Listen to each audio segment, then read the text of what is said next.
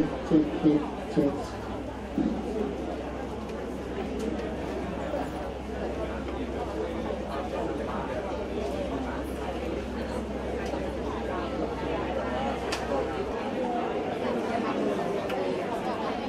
Ladies and gentlemen, please have a seat. We will be beginning our sessions right now.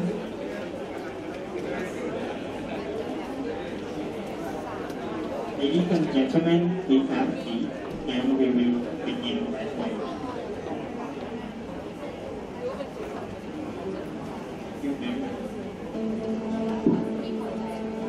500 years ago, friar Andres Lazareta discovered a sea current, making it possible to cross the Pacific Ocean from west to east for the first time in history. That's how the Manila Galleon trade route was born. Spanish ships from Acapulco in Mexico arriving in Manila connected Asia, America, and Europe for the first time at a single commercial route. The majority of goods coming from the Philippines headed to Mexico and Europe came from China. They included silk, porcelain, furniture, fans, screens, landscape paintings, and much more. Chinese silk and porcelain became luxury goods in the houses of the richest Spanish, Mexican, and European families. In return, Spaniards brought silver to China, which was very scarce there, to mint the coins of the Ming Empire. They also brought spices from the Americas, which even today continue to be a part of many Chinese dishes. 110 ships crossed the Pacific Ocean during 250 years, resisting long voyages, storms, and pirate attacks. Thanks to China, the Spanish dollar became the first global currency. And for the first time in history, not only were goods transported in a completely peaceful manner, but so were ideas, technology, science, and art. Today, few people know that China and Spain contributed to the beginning of globalization. 500 years later, they can continue this journey together.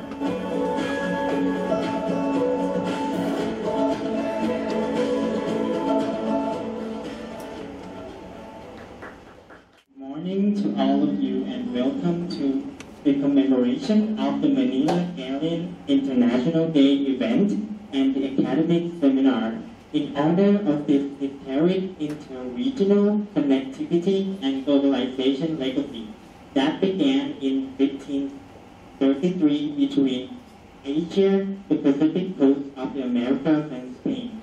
My name is Abduan Vichai. And my name is Parima Vilaibo, and we will be your MC on this special occasion today. Before we begin, I would like to invite to this podium Thammasat University Rector, Associate Professor Gesini Vituncha, for some welcome remarks.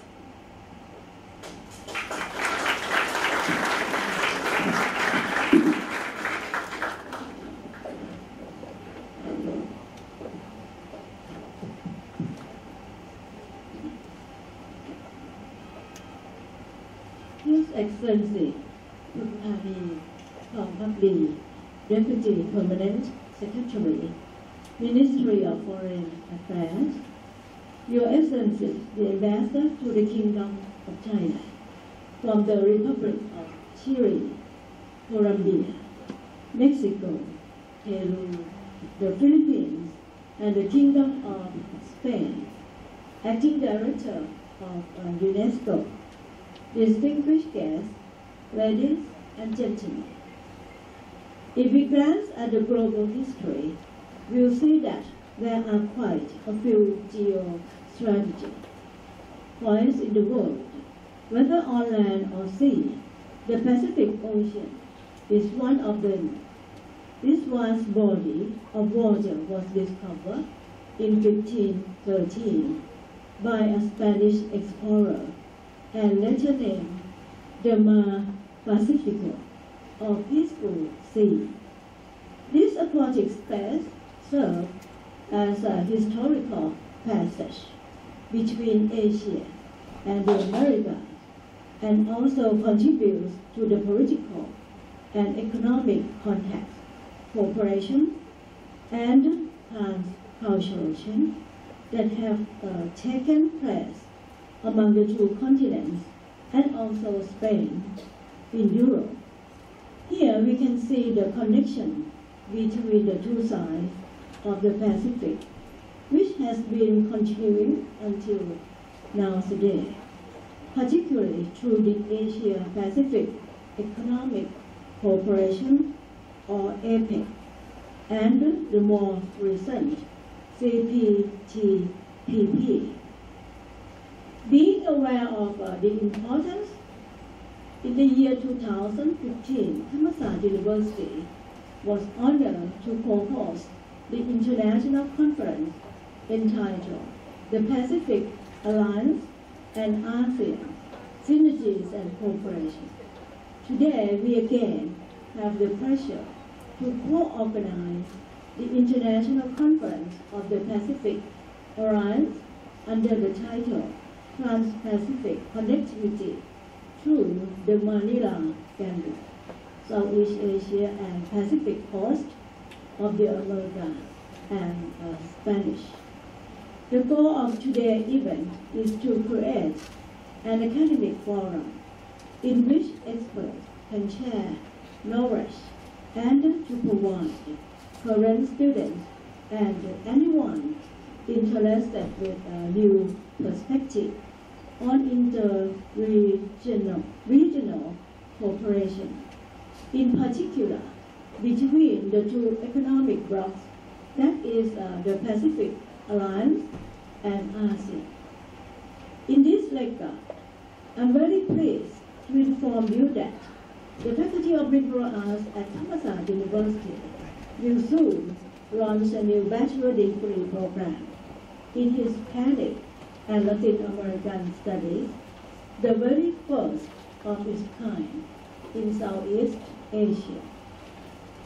Excellencies, ladies and gentlemen, I would like to welcome all of you to Thammasat University and express my appreciation to your valuable participation. I hope you will find this academic conference informative, insightful, and enjoyable. Thank you very much.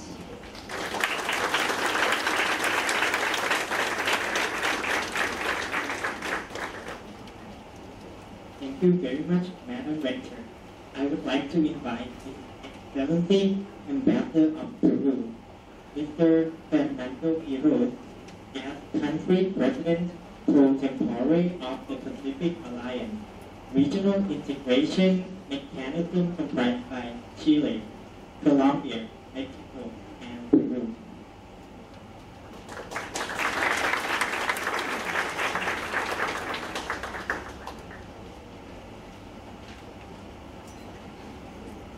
Associated Professor Wensi Wikunshal, Rector of Thammasat University, His Excellency Mr. Tani Tong Takdi, Deputy Permanent Secretary, Ministry of Foreign Affairs of Thailand, Honorable Ms. Misako Ito, Representative from UNESCO Asia and Pacific Regional Bureau of Education, Your Excellencies, Ambassadors of the Pacific Alliance, Member States, the Philippines and Spain, Your Excellencies, Ambassadors accredited to Thailand, distinguished ambassadors and authorities from Ministry of Foreign Affairs, Commerce and Culture of Thailand, honorable experts and researchers on the Manila Galleon, representatives of the private sector, members of the academic community, ladies and gentlemen.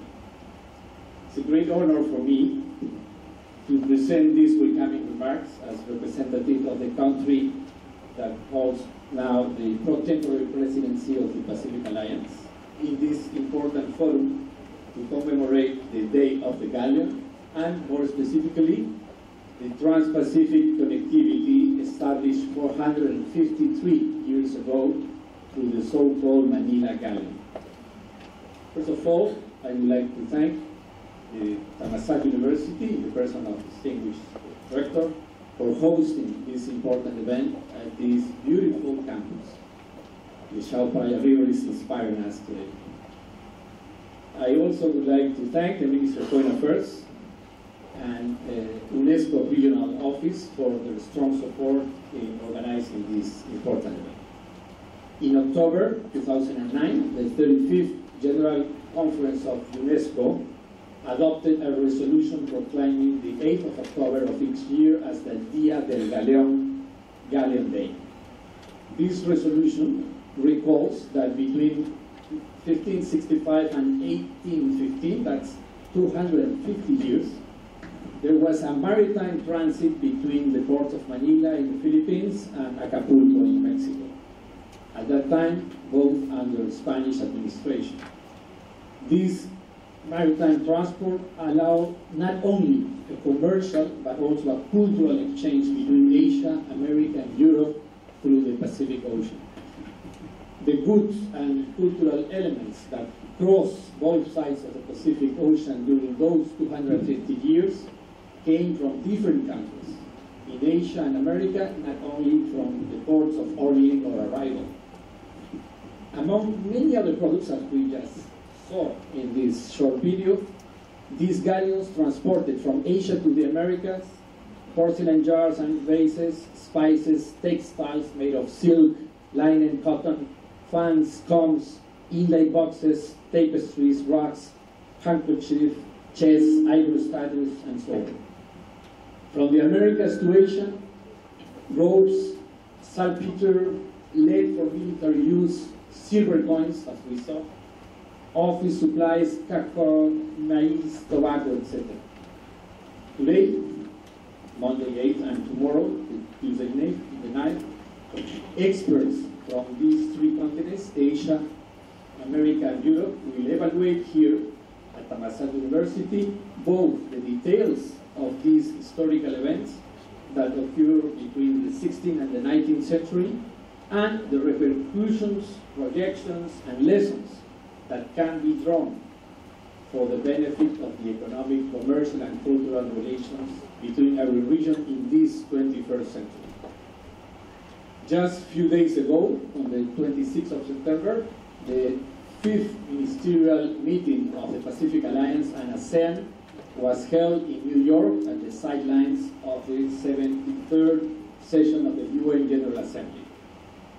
At that meeting comes with the presence of the Ministers of Foreign Affairs and Trade of the 4 Pacific Alliance member states and the 10 ASEAN member states.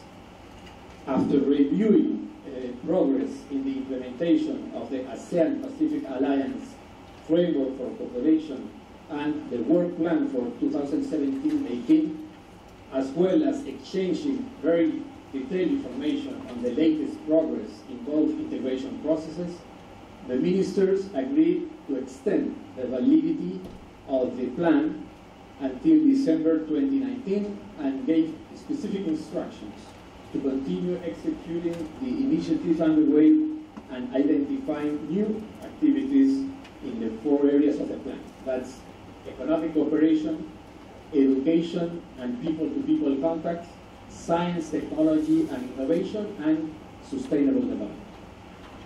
At the 5th ministerial meeting, the Pacific Alliance presented to ASEAN its new strategic vision for 2030, approved last July during the Presidential Summit in Puerto Vallarta, Mexico. This important document contains the objectives and goals that the Pacific Alliance seeks to achieve in the next 12 years in order to make the process more integrated, global, connected, and closer to the citizens. This new vision is fully consistent with the ASEAN Community Vision 2025 and the UN 2030 Agenda for Sustainable Development. As you know, the Pacific Alliance was established in 2011 by Chile, Colombia, Mexico, and Peru as a space of deep integration with the objective of advancing towards free circulation of goods, service, capital, and people, as well as to become a platform for economic and commercial integration and projection to the world, with a special emphasis in the South Pacific, in the Asia Pacific region. The Pacific Alliance is now a geographical area with a population of 270 million inhabitants that concentrates around 40% of Latin American GDP. 7 years later, today, the Pacific Alliance has consolidated itself as an innovative, flexible, and visionary regional mechanism with concrete, clear goals, consistent with the development model and foreign policy of its member states. The Pacific Alliance is considered one of the most successful integration processes and has generated broad international support and interest, as evidenced by the fact that there are currently 55 observer states, including Thailand, Singapore, and Indonesia, and it is currently negotiating high standard agreements with 4 countries, Australia, New Zealand, Singapore, and Canada, to become associated states of the Pacific Alliance. Once these negotiations are concluded, a similar process will be initiated with the Republic of Korea and other interested countries, among them, most probably, Ecuador. Within the framework of the Puerto Vallarta Presidential Summit, another interesting development took place. We had there, in that occasion in Mexico, the first presidential meeting between the Pacific Alliance and Mercosur, which is the other major integration process in Latin America. On that occasion, the heads of states signed an important declaration aimed to strengthening the commercial and non-commercial links between the two processes. I want to thank you all for your presence today and particularly for your support. We are sure that this academic event that we are holding today to commemorate this 250 years of Transpacific connectivity of the Manila Galleon will also be a bridge to the present and to the future. In this context, I would like to invite all of you to work together on those bridges built more than 450 years ago with so much courage, sacrifice, and audacity. That was the Manila Galleon experience. And let us build a new, modern, technological, and efficient galleon of the 21st century. A galleon that, from a shared strategic vision among our regions, will allow us to successfully face the winds and storms of protectionism and unilateralism, and above all, will help us to keep firm the helm of growth of our economies, fight against poverty, and the improvement of the quality of life of our communities. Thank you so much.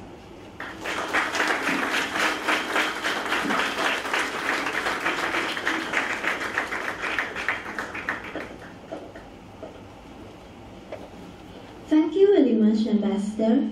May I invite to the podium the Deputy Permanent Secretary of Foreign Affairs of Thailand, His Excellency Mr. Thani Thongpakdi, to deliver some welcome remarks.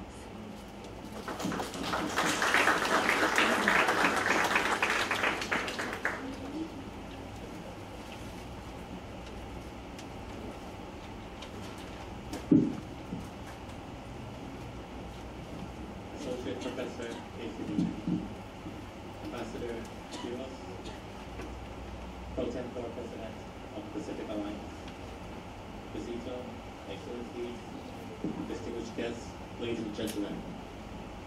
It is an honor and a pleasure for me to join all of you today to commemorate the Dia del Galleon, or the Galleon Day, the day San Pedro Galleon, under the helm of Augustinian Fray Andres de Urdaneta, reached Acapulco in 1565, marking the beginning of trade between the Asia-Pacific and Latin America.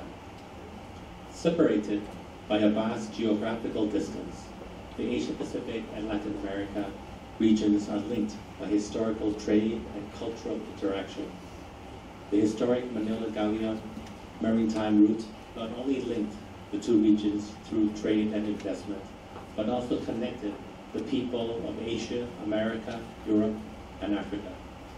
For centuries, the Manila Galleon trade brought closer economic and cultural ties between the Asia-Pacific and Latin America.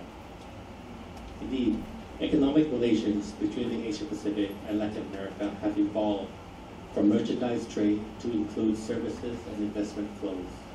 This evolution is largely due to the two regions' complementarity and comparative advantages, namely ample natural resources in Latin America and a large pool of capital, skilled labor, and technological know-how in Asia Pacific. Today, an increasingly globalized world characterized by trade liberalization and investment deregulation, the Asia Pacific and Latin America regions represent large and dynamic markets with promising potential for interregional trade and investment opportunities. Next year, Thailand will assume the chairmanship of ASEAN. Under our stewardship, we will enhance the partnership and interface between ASEAN and Pacific Alliance to enhance dialogue on issues of common interest and concern, as well as to explore future areas of cooperation. One of our goals will be to promote interregional connectivity, including between Southeast Asia and Latin America. Ladies and gentlemen, ASEAN connectivity is an integral part of building the ASEAN community that will contribute to a more resilient and well-connected ASEAN through improved physical, institutional, and people-to-people linkages. The commemoration of the Manila Galleon reminds us that centuries ago our ancestors had the foresight and wisdom to use the tool of trade to foster friendship and to connect the people of the Asia Pacific and Latin America. Let us therefore work closer together to build upon this long-standing relationship and partnership between our two continents. Muchas gracias, and thank you.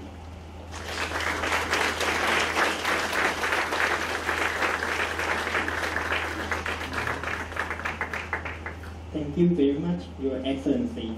May I invite UNESCO Regional Advisor for Communication and Information, Ms. Misako Ito, who will deliver some welcome remarks of UNESCO Bangkok Director of Asia and Pacific Regional Bureau for Education, Mr. Chikaru Aoyaki, as well as convey a message from the Assistant Director General for Culture of UNESCO Paris, Mr. Ernesto Antone Ramirez.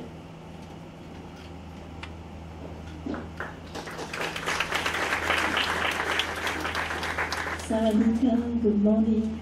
Honorables ambassadors of the Pacific Alliance countries, Philippines and Spain, Deputy Minister of Foreign Affairs of Thailand, Rector of Thammasat University, Señoras y Señores.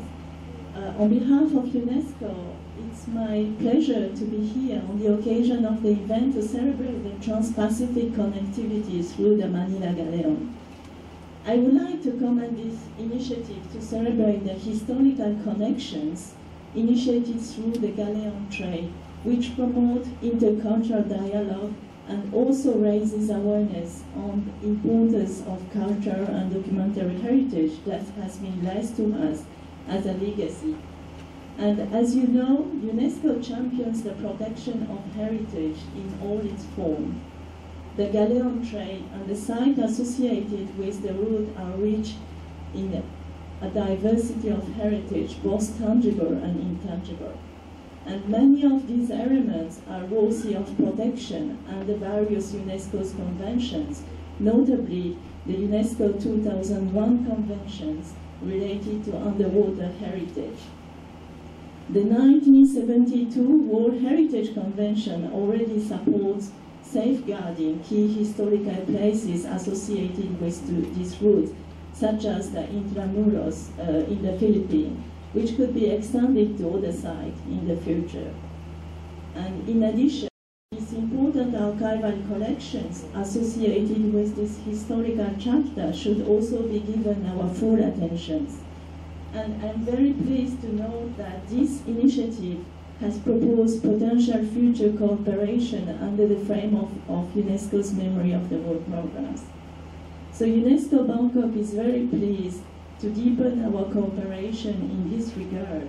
So now let me share with you the statement from the Assistant Director General for Culture of UNESCO, Mr. Ernesto Antone Ramirez. So I read the statement. El Día del Galeón, or Galleon Day, celebrates the unique journey of the Manila-Acapulco Galleons, which once traversed the longest maritime route in history. For 250 years, starting in the 16th century, these galleons linked Asia, the Americas, Europe, and Africa. They served not only as vessels of trade, but also of ideas and culture. The legacy of the galleon trade route remains with us to this date. We see it in the languages, cuisines, art, and cultures of the country who participate in this trade, in the significant heritage site associated with this route, in the archival and documentary heritage that record these historic transactions, and in the valuable cultural properties that speak to this long history of cultural exchange. The galleons themselves were legendary. Among the largest ships in their time, they were designed to endure an arduous journey across the Pacific Ocean, which could last for up to 6 months. Shipwrecks from this period, including the famed wreck from the St. Augustine off the coast of California, are a reminder of this chapter of history. Most of these wrecks, many of which still contain valuable cargo, submerged, waiting to be discovered. This is why international efforts to safeguard the diverse form of heritage associated with the galleon trade route are so crucial. And UNESCO's 2001 Convention on the Protection of Underwater Heritage is a valuable tool in this regard. Ladies and gentlemen, Dia del Galeon marks the very first galleon journey of Augustinian Fray Andres de Urdaneta, who piloted the San Pedro from the Philippines to Acapulco, arriving on 8 October 1565. Today, 455 years later, I'm pleased to congratulate you on your efforts to mark this historic journey and to renew the long-standing linkages between Asia, Europe, and Latin America, embodied by the galleon trade route. This joint initiative of the embassies of Pacific Alliance, Spain, the Philippines, and the Thammasat University encourage dialogue among culture, which is at the heart of UNESCO's mandate for peace building. I wish you all the best for this important event. Thank you very much.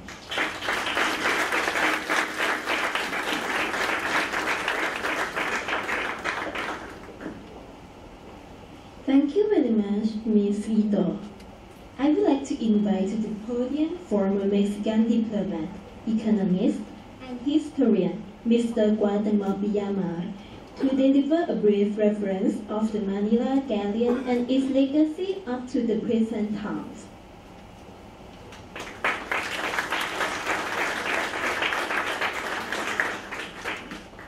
Good morning, ladies and gentlemen. It's an honor for me to participate in this commemoration of the Manila Galleon, an initiative of the Philippines and taken by the UNESCO in 2009. I was asked to introduce the seminar in the academic side, and the main question is what we can learn from the Manila Galleon history in present times. I would like to suggest 3 main questions from the economic point of view, social point of view, cultural point of view, and I think we can all learn a lot from these conversations during the day, different presentations, different angles. The first, in the economic point of view, is that 4 centuries ago, under the rule of the Spanish crown, the Manila Galleon started these connections that we have been talking this morning. In the 16th and 17th centuries, the distant populations in between Latin America, now Latin America and Asia, started this connection. But also, it's very important to understand that this connection extended far from the Pacific Ocean. It also connected Europe, Africa, Latin America, and Asia. It was a truly global connection that the Manila Galleon was the center part. It's also important to see the dimensions in geographical terms. the Pacific Ocean is the largest body of water in the world, with 160 million square kilometers. The distance between Acapulco and Manila are 14,000 kilometers. Everybody that makes a trip from Latin America to Asia or vice versa will notice that the extended is mostly a third part of the planet. In the academic discussions, constantly there is a puzzle. Why it worked, the Manila Galleon? How it started? Why? And essentially we can talk about changes that happened in China, inside of China, during the Ming Dynasty. The Ming Dynasty from the 13th century to the 1644, in which the ruling China faced a lot of difficulties. And in 1567, left part of the controversial limit to trade with foreigners. In 1571, introduced a tax system based on silver. It's an internal policy of China at that time that, fortunately, that's a question of history, connect with the fact that of the discoveries of silver in Peru and in Mexico, that was satisfying that demand of silver to pay taxes inside of China. That is one of the historical questions that still is a puzzle in many ways about the size of China at that time during the first globalization, that is the centerpiece of a globalization that ruled and moved the world, spin the world in economic terms. This central role of China should be considered at that time and during the following centuries, because in many ways the fluctuation of silver, the prices and supply of silver from Peru and Mexico changed and even have some effects, like for example, probably the fall of the Ming Dynasty in 1644. At that time, the different prices of the silver modified the tendencies in the world. This is extremely important to understand the time in which we live in terms of globalization. In the also geographical and geopolitical level, we can understand there is a puzzle in terms of what exactly happened, how the Spanish crown ruled all this complex system. One of the elements is a clear, strict policy trying to determine, to put order in the trading system. And this is an element that includes the separation between the viceroyalties between Peru and Mexico. No connections between Peru and Mexico, because the Spanish crown was extremely clear that the connection between these two important, the main producers of silver, could displace the Atlantic trade, transform the economy in a certain way in which Latin America could be, at that time didn't exist Latin America, these two kingdoms, the main producers of silver, could be separate, independent, and connected to Asia.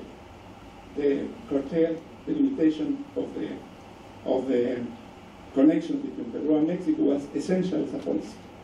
Number two, in terms of social connections, we know a lot about the relations. One element that I want to underline is the migration between Asia and Latin America. That it gives us the essence of what is happening in the world nowadays. Every Latin American country has a drop of Asian blood, and I live in that side. However, I want also to underline that there were several social downsides of the Manila Galleon. In this process, it was creating an extreme dependency of the silver production, financial failures of the Spanish crown, permanently on debt, pillage of the natural resources, and above all, the submission and poverty of the indigenous people. Third proposition this morning from my side is the Manila Galleon was above all a cultural vehicle of integration of the world.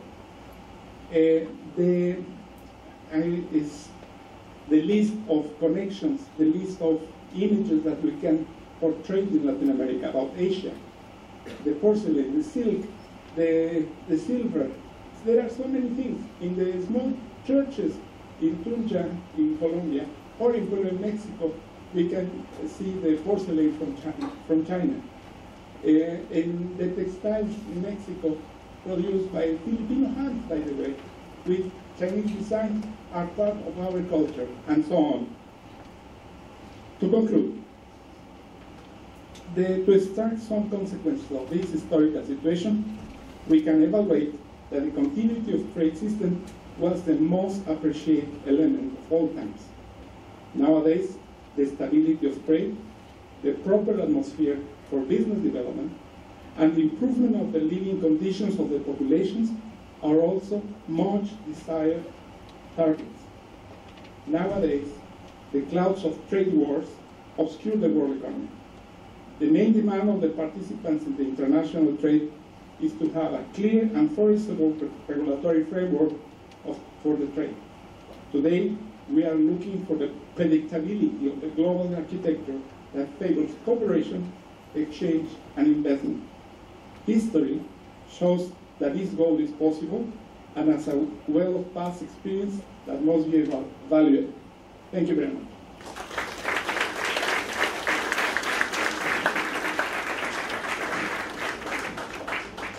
Thank you very much, Mr.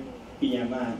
Ladies and gentlemen, in order to commemorate this special event and give way to the academic seminar sessions that will follow today, I would like to invite to the stage the organizing entities authorities who will be guided to the photo section at the backdrop located in the entrance of the faculty. Please proceed to the stage.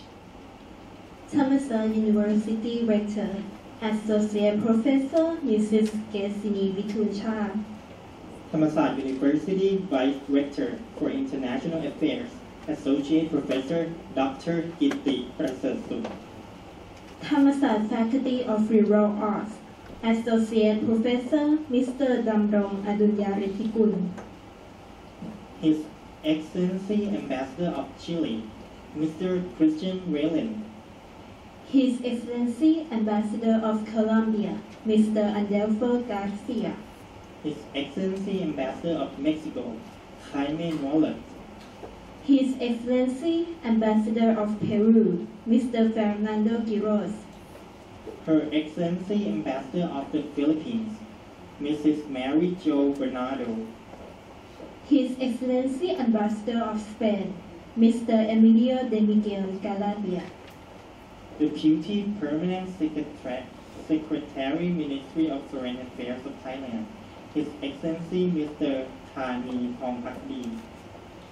His Excellency Director General of the Department of American and South Pacific Affairs of the Ministry of Foreign Affairs, Saran Jaransuwan.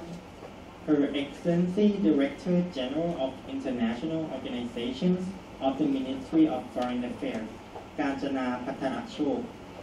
Director of Latin American Division, Mr. Bunyarit Nishianpan. Deputy Director General of American and South Pacific, Mrs. Pachari Pumpachat. UNESCO Bangkok Advisor in Communication and Information, Ms. Misako Ito. Dr. Celestina Bongan. Dr. Chawali Chawsangla. Mr. Juan Pablo Plasinovic. Mr. Peter Gordon. Dr. Piamsak Pomjabratsin. Dr. Carlos Matiz Alvarez. Dr. Juan Jose Morales. And Mr. Guatemala Villamar.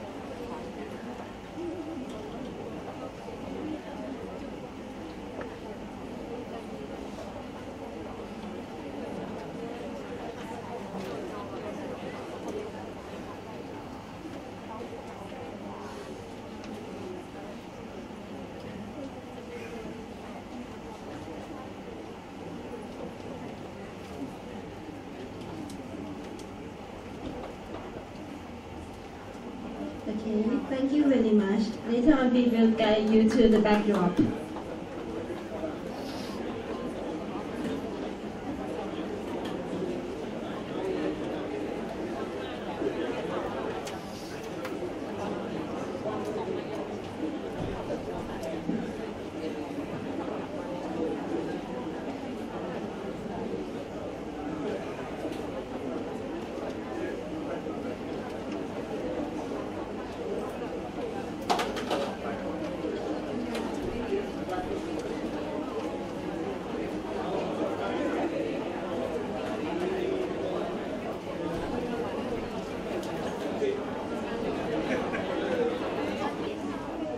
Ladies and gentlemen, while we are waiting for our guests to return from the photo session, I would like to take advantage of this opportunity to inform that once they return, we will immediately initiate the academic sessions, starting with the presentation of Dr. Juan Jose Morales, 1565, the most important day that the New World forgot, and Mr. Guatemala, the ancient links of the Manila Galleon.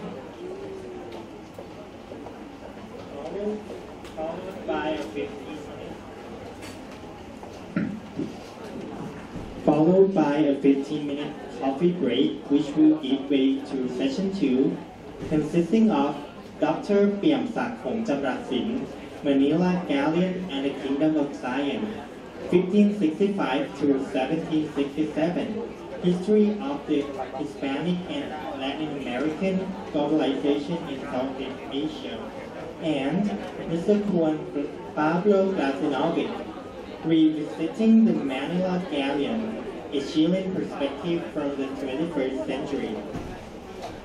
Then we will continue with session 3, presented by Dr. Carlos Madrid Alvarez, Galleon de Manila, Museum Collections in Europe, America, Oceania, and Asia, and Dr. Celestina Prachan, The Effects of Galleon Trade to Migration. After session 3, we will have our lunch intermission in between 12:30 and 2:30 p.m., followed afterwards by the afternoon session, specifically with session 4, showcasing video presentations of Dr. Margarita Suarez Espinosa, Peru and the Illusions of the Galleon, 16th and 17th centuries, and Mr. Javier Mejia Cubillos, The Economics of the Manila Galleon and the Role of the New Granada. And finally, we will be ending with session 5 and the presentations of Mr. Peter Gordon, The Silver Way and the Birth of Globalization, Lessons for East Asian Latin American Relations Today, and Dr. Shawnee Chao-Sang, The History of Interregional Trade between Latin America and the Caribbean and Asia Pacific during 1990 to 2012. The East Asia Perspective. And now we will wait for the organizing entity authorities for some minutes. And once they arrive, we will continue again. Thank you very much.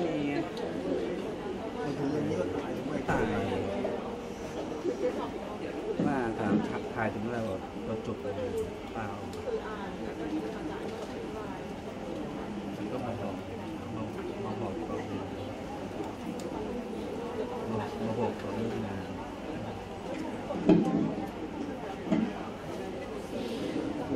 ก็คือตอนที่ท่านพูดถึงเข้า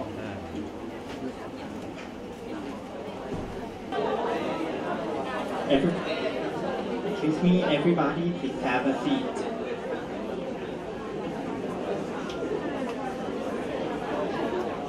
Everyone, please have a seat.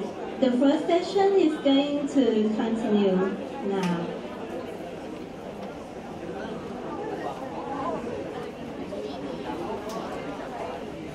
Please have a seat. Thank you very much.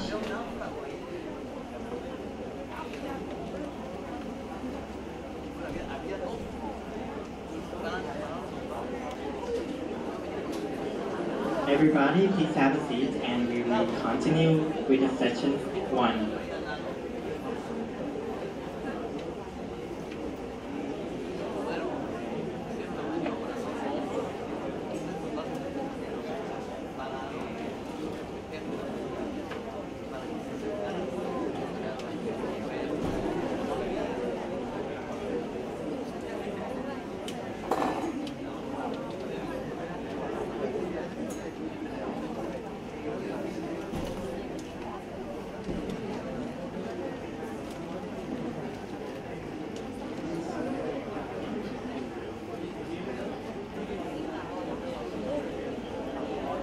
Ladies and gentlemen, now that our guests have arrived, Session 1 will commence. On this regard, I would like to leave with you Spanish expert invited by the Embassy of Chile, regular commentator on Asian art and history, contributor to regional and international publications, lawyer by training and former president of the Spanish Chamber of Commerce in Hong Kong, co-author of The Silver Way, Dr. Juan Jose Morales, with his presentation 1565, the most important date that the New World forgot.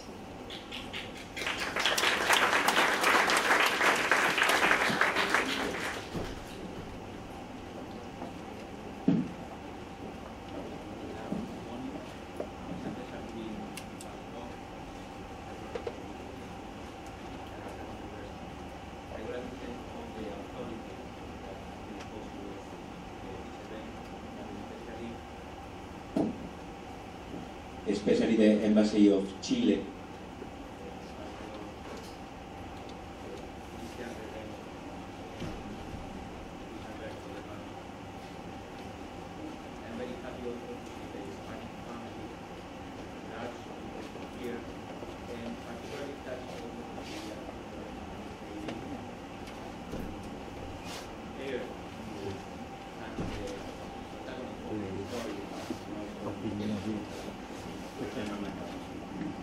And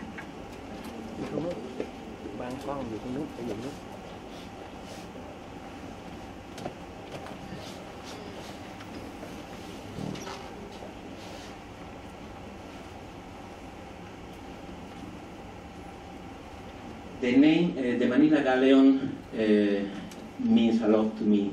It evokes many things. It's the old name, how the protagonist of this story knew and named this trading route and this ship, because the pivot was in Manila. It was also called the Acapulco Galleon, and it was also called now the China, that means the China ship, because most of the goods transported came from China.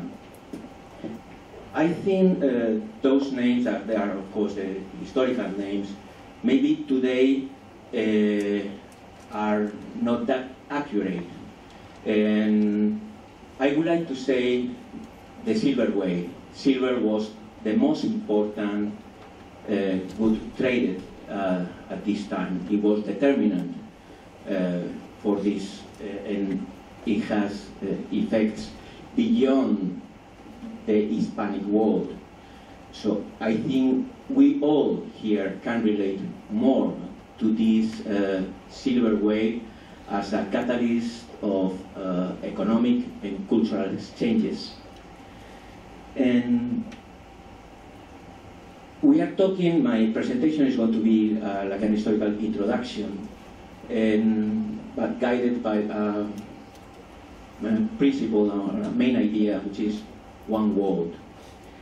This one world is best personified by Inca Garcilaso de la Vega. He is a contemporary of Cervantes. He was born in Cuzco, Peru, the son of an Inca princess and a Spanish Hidalgo captain. He was educated as an Inca. Later on he went to Spain and he studied under the European culture, became a historian. He wrote one of the most important books on the history of the Incas. 2 years ago, we celebrated the 400th anniversary of his death in 1616.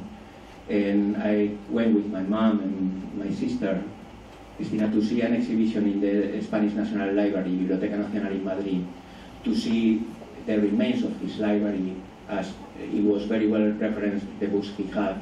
He was a wise man. He was also a very curious man. He, a man of the Renaissance, he edited and translated a book by León Hebreo, a Sephardi or Spanish Jew in exile in Italy. It was a very famous work of Neoplatonism, somehow an idea much in vogue at that time in the Renaissance. Inca Garcilaso wrote a sentence that somehow summarized what I want to say, one word. Although we call them the Old World and the New World, that's because we only came across the latter recently, and not because there are actually two worlds. There is but one. And this one world came into being at a precise time. It was 1565, not before, not later, when this world became one. Because it was at this time, this year, that the Spanish navigator Andrés de Urdaneta managed to sail eastwards from the coast of the Philippines to the coast of Spanish America. The Spanish have tried many times. The Spanish have crossed the Pacific first in the westward direction with Magellan. We are going to celebrate now the 500th anniversary of this voyage that ended in the circumnavigation of the world by Juan Sebastián Elcano. As Magellan died, was killed in the Philippines, and then there were two ships left, Trinidad and Victoria. It was the captain of Trinidad, Gómez Espinosa, no, I forgot now I am sorry to forget in just such an important time. No, it was not Elcano. This captain, the captain of the Trinidad, was the first to try to go back to America. And he went from the Philippines to the Hokkaido, more or less the parallel 40, to try to manage to reach America. Unfortunately, because a storm broke the mainmast and he has to come back. It was a feat of seamanship just to be able to come back again to the Moluccas. Where the Moluccas were under the Portuguese, he was taken by the Portuguese, executed. The rest of the crew got life sentences and died in prison. This tragic end of this crew is important for what I later will tell among around about the relations between the Portuguese and the Spanish. And Urdaneta, so there were not only this expedition, actually Elcano managed to circumnavigate the world simply because he realized that he couldn't make it back. So we are in the age of sail. They are propelled by the wind. They are wooden crafts that they are already badly battered when they have crossed already the Atlantic and the Pacific.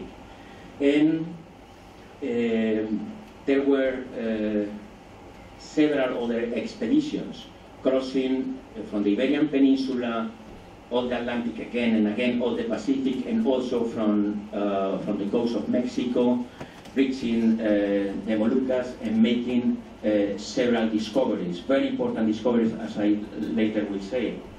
And all these expeditions ended in disasters. So all the crews were decimated. They died by scurvy, malnutrition, but the knowledge survived. The knowledge survived in a few hands, in a few sailors that were stranded in the Moluccas. One of them was Andrés de Urdaneta. They took with them the knowledge, they took with them also the last wills of the sailors. It's very moving that these documents are still preserved in the Spanish archives, how those sailors, they know they are going to die, and they made the last wills witnessed by other sailors. And again, this expedition of 1565 finally succeeded, and it has a double objective. It was led by Miguel López de Legazpi.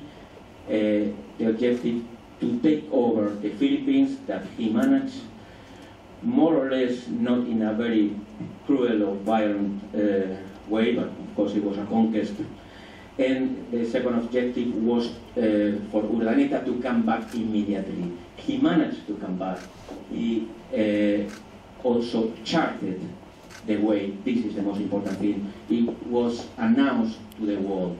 So for Mexico, it was, they celebrate important, they have important celebrations because they were well aware of the importance of this event.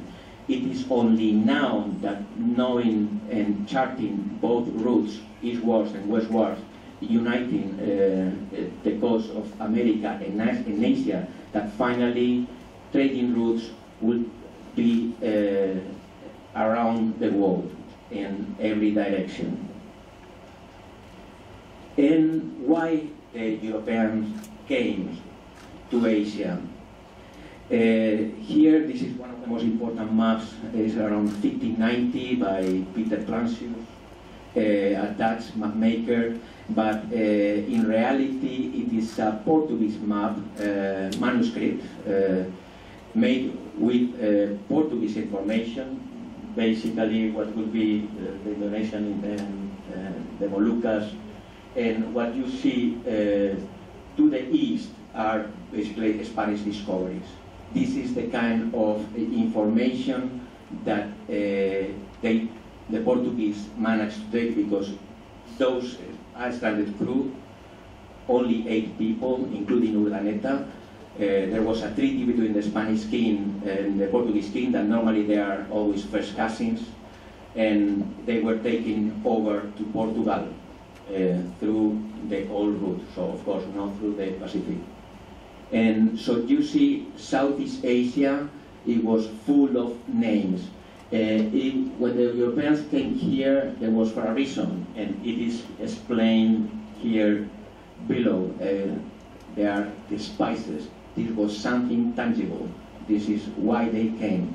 Spices was the most profitable trade in the world, and the origin of the spices was in Southeast Asia.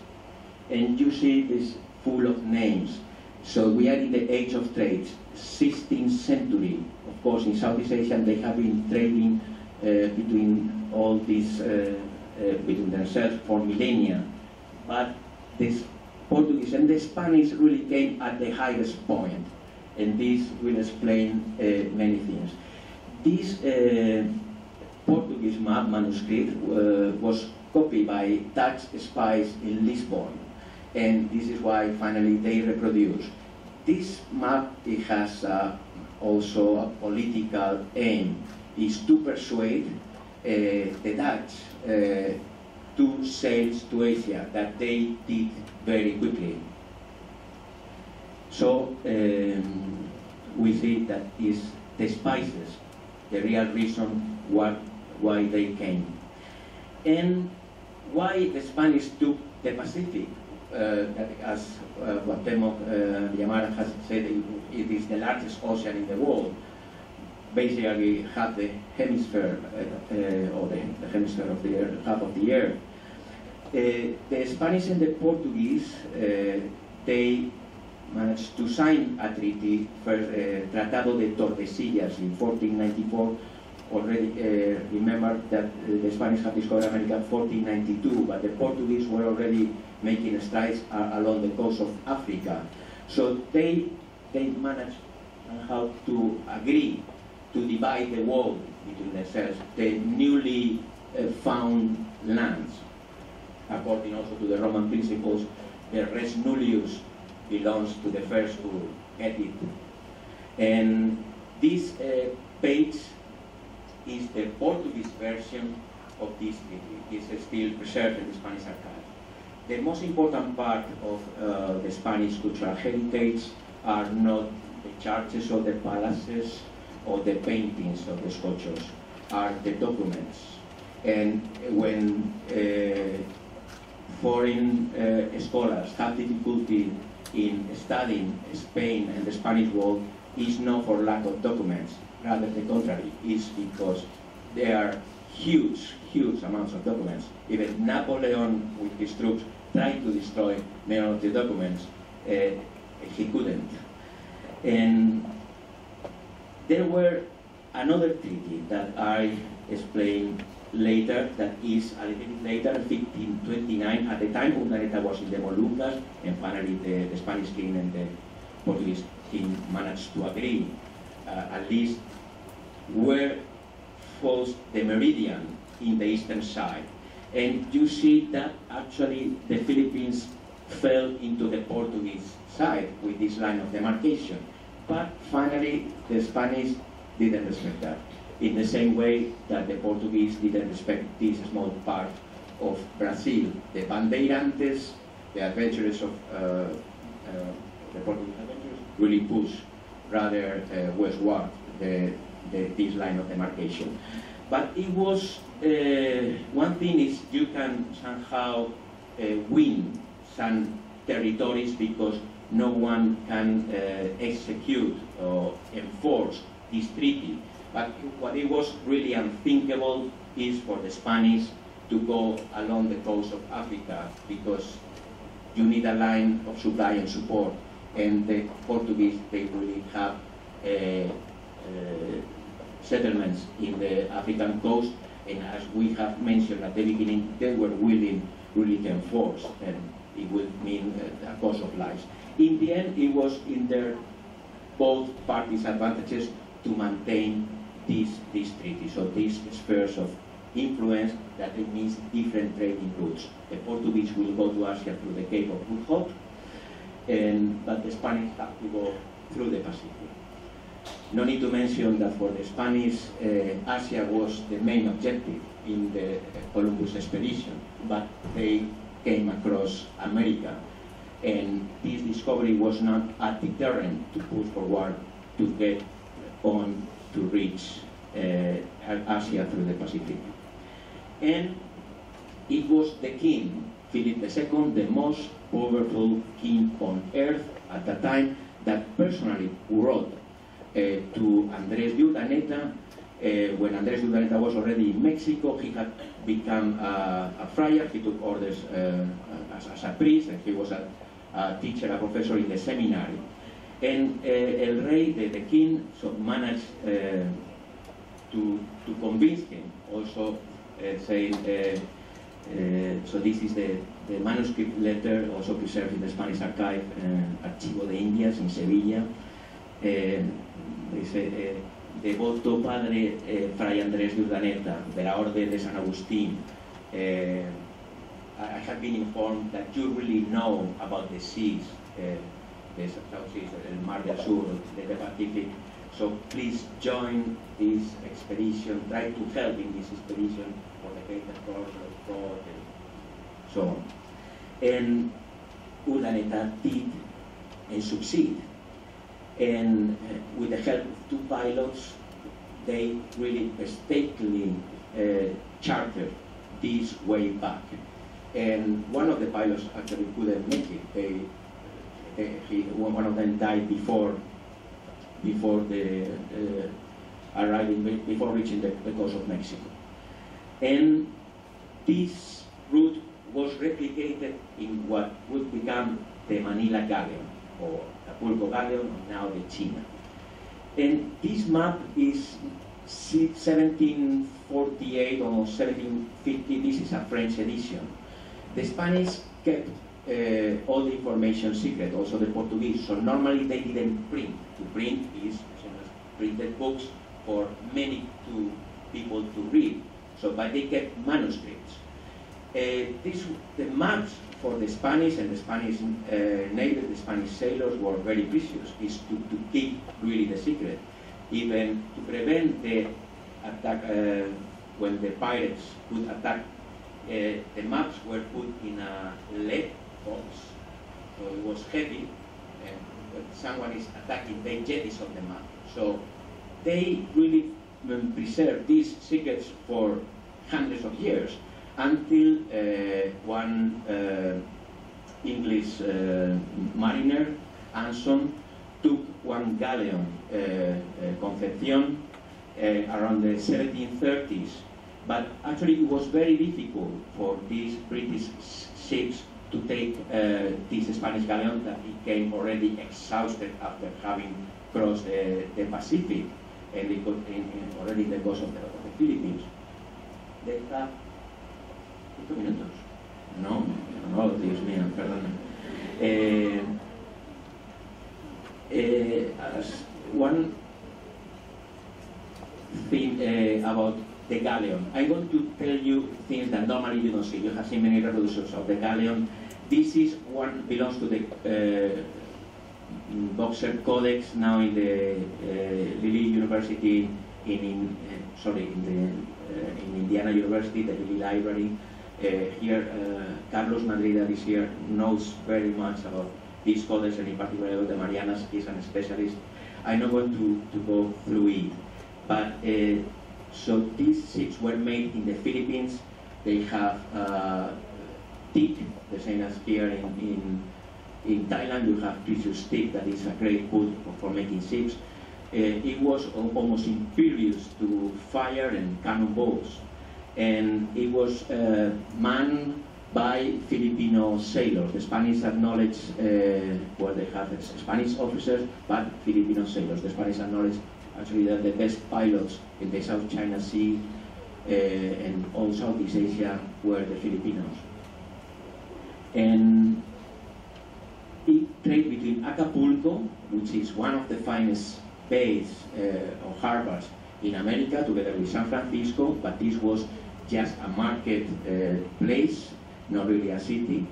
And the goods would go quickly to Mexico, that we can say is the first world city, is a knowledge hub. And here in the Plaza del Zócalo, you see with red tiles roof is the Prachan, so the Oriental market in Mexico City. You see also another reproduction of the main square in Mexico City, and it's made in what the Spanish call piombo, that it comes from the Japanese word piobo, if I am not incorrect, means to cut the wing. And it has also these golden things that the same as the Momoyama period Japan. Of course, the Spanish this galleon was trading with all places in Asia that they came to Manila, or the Spanish came to the other places. Here another picture of this Prachan or Oriental market in Mexico City. And Mexico had universities, printing presses, and a mint. And it was a knowledge hub. The most important book on China after the Marco Polo book, the really more scientific or the best, more accurate approach to China, it was written by a Spaniard, Juan González de Mendoza, and he wrote it in Mexico, taking note of the old Portuguese accounts and the Spanish accounts, especially by Martín de Rada, who was the first to discover that what Marco Polo's Cathay and China were actually the same thing, solving forever our old riddle. This book, this view of China was very positive, highly praising of China as a high civilization, mindful of their achievements, human education. Was very positive. It went into many editions. It was first published in Rome, 1585 in Latin, immediately translated into Spanish, English, French, Italian, Flemish, all the main European languages. For 40 years were the only source, important source for the educated people in the West regarding China. So is this route, as we have said, has been the main catalyst for the flow of knowledge about Asia. There were more books about China and about Southeast Asia, particularly by Antonio de Morga, Sucesos de las Islas Filipinas. that they talk also about Siam, Cambodia, Nam, etc. And in Manila, the real people. I will tell you also things that normally you will not read in the books. In Manila, immediately the Spanish opened, as usual, a church in a port, but also schools for the children. Recently, Peter Gordon and I went to Manila, and we saw the celebration of a school called San Juan de Letrán.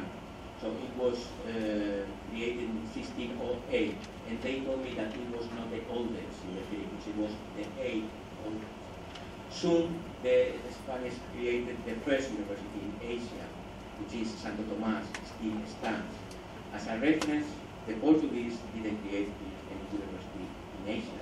The Dutch didn't create any university in Asia. The English only create a university in Asia in 1857. In fact, they created 3 at the same time.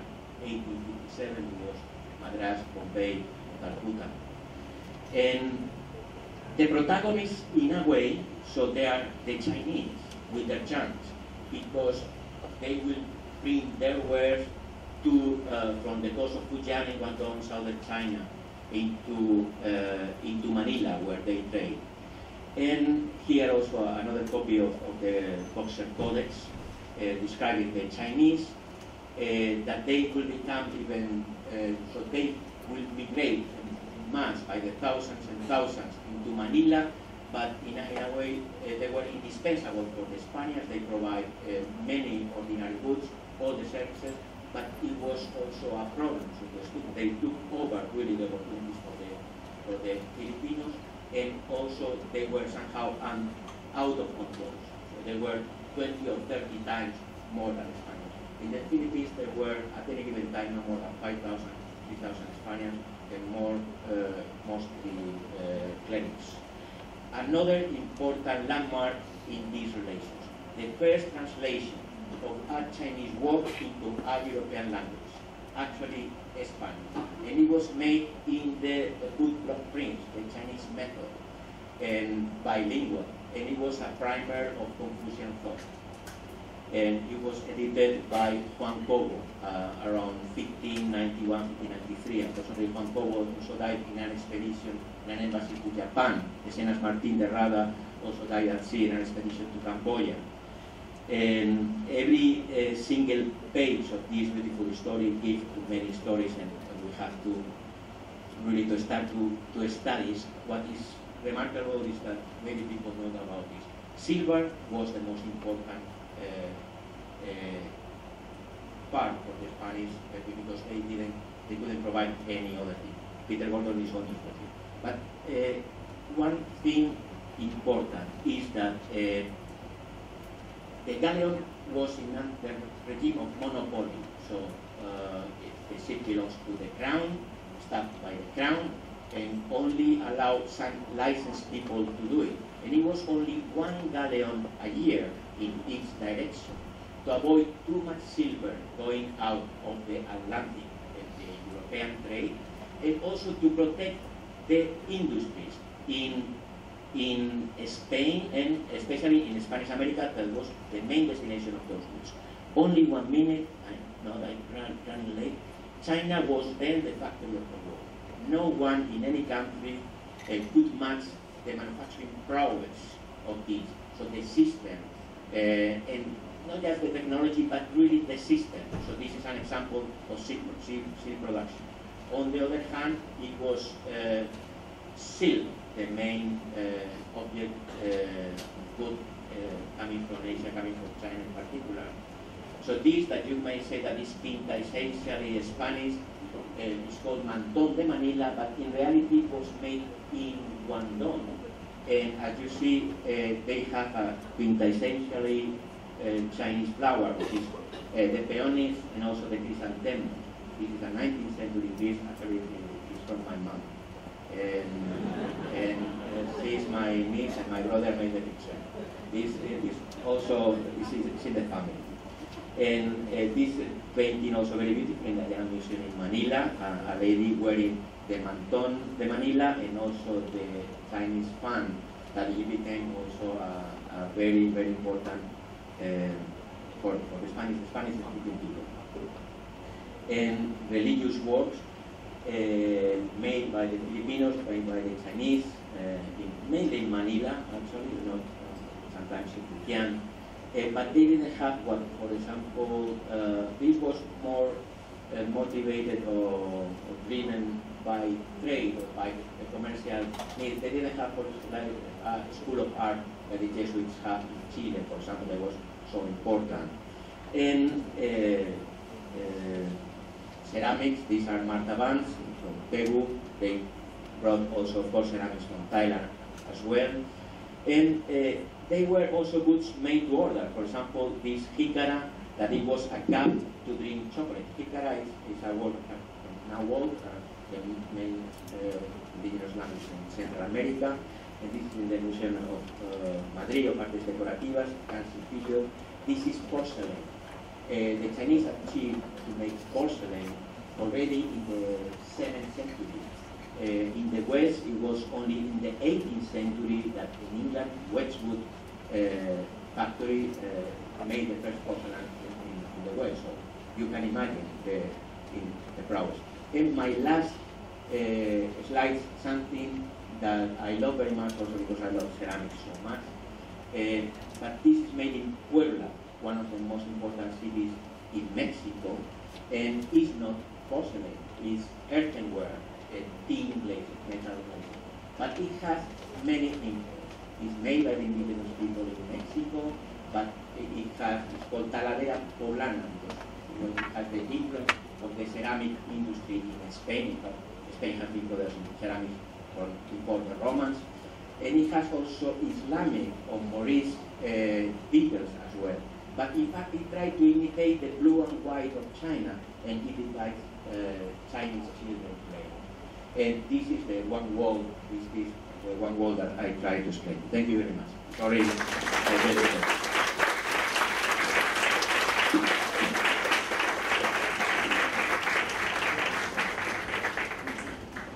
Thank you very much, Dr. Morales. May I remind everybody that the floor will be open for questions and answers after the two experts' presentations have taken place. Now, I leave with you Mexican expert, invited by the Embassy of Mexico, former diplomat, economist, and historian, PhD candidate of history from the National University of Singapore, Mr. Guatemala Biyama, with his presentation, The Ancient Links of the Manila Galleon.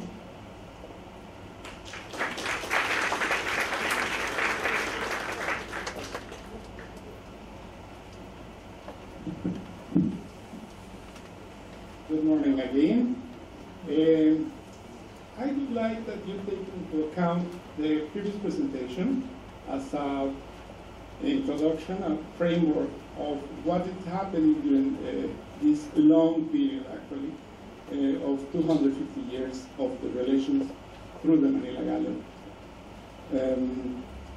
I want to focus in this opportunity into more narrow geographical and temporal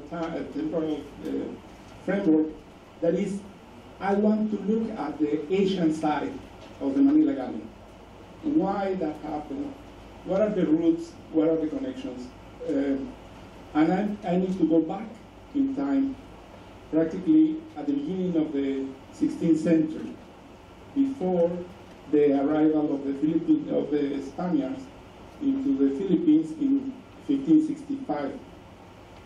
The importance of this is to unearth or discover a little bit more about the coincidences in history, how it happens that it was this possible disconnection between the Spaniards arriving into Asia and how the Asians were ready for this kind of trade. So my intention is to focus in Asia, and for that purpose it's important to understand the deployment of the Portuguese in Asia in the 16th century. Normally, the study of the Manila Galleon doesn't take into account the Portuguese. That is very important because they came to Asia first. They were the explorers that crossed, first of all, during the time of Vasco da Gama, at the end of the 16th century, and going down through Africa, and arriving to India in 1503, and then continue in different explorations, Africa, the east coast of Africa, India, and then all the way to Southeast Asia. There are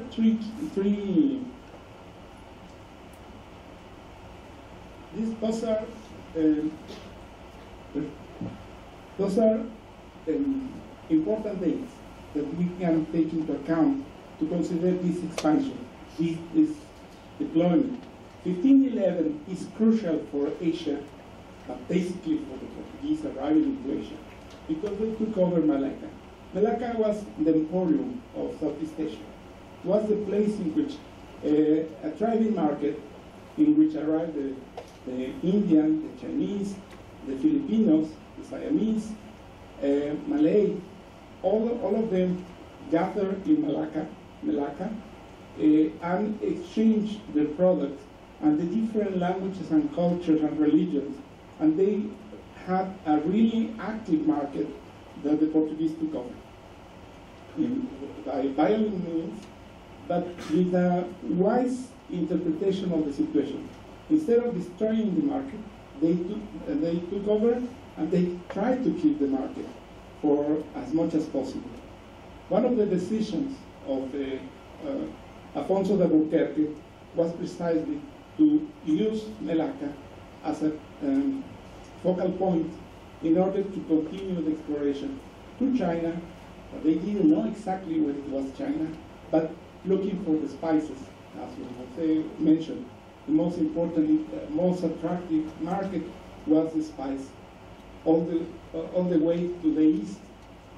To having in mind what is the proportion of this entrepreneurship, from Malacca to the Spice Island is basically 2,000 kilometers. It's a huge distance, but the Portuguese did not. Just simply they continue going all the way, and they encountered a lot of different cities, trading markets, different languages, and experiences that they were absorbing in a high speed, discovering different ways of trading. They went up north.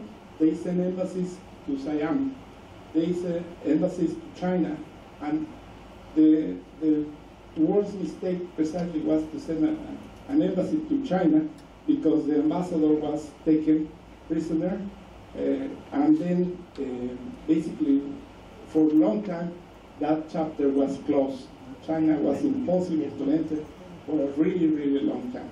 But they continued all the way, and in 1857, they try again. They have prisoners, Portuguese prisoners in different jails in Guangzhou and different provinces. But in 1557, with that experience accumulated, they managed to settle in a small island called Macau. The agreement with the Chinese was to protect the trade against pirates. The Portuguese had the ability, the gunpowder and the arms, and the ability to negotiate and at the same time to make it work. And the settlement was accepted. There are no documents, basically, but they settled there. It was a big victory for the Portuguese, the possibility to establish in Macau. 1554 is when the Spaniards that tried 4 times before to arrive to Asia via the Pacific, few years later, they arrived to Cebu in 1565, and they managed to continue the trade. What they learned, basically, is from the Portuguese a lot of experiences of what not to do, essentially not to crush with the locals, but to understand the differences and the possibilities of negotiating through bargaining, through accepting the differences. This was a cultural lesson from the Portuguese to the Spaniards. I can say bluntly that was the formidable achievement of the Portuguese in that moment. 1565 to 1571, when the foundation of Manila, were 6 years basically in which the Spaniards had a time of uncertainty. They were looking for the Spice Islands in the south, because that was, in fact, the most important trade in the world, the spices. But in Cebu, 1565, they were unable practically to continue the trade with spices. It was really difficult, and they learned, again from the Portuguese, that the most important trade was happening up north, in China, the unknown China, Cathay, the mythical place in which many things happen but few people know. The Portuguese sent the message, they learned, the Spaniards, and moved, take into account, 1565 to 1571, they moved to Manila, and they found precisely one of the important places for trading in which the Chinese arrived. Regularly, they arrived. This is the second part. This is the deployment of the Portuguese and the establishment of what is the Estado de India, essentially ports and docks that happen in different places all over in Asia. They even enter to conquer the places, the countries, the kingdoms, but to establish port trade, to control the trade, to negotiate.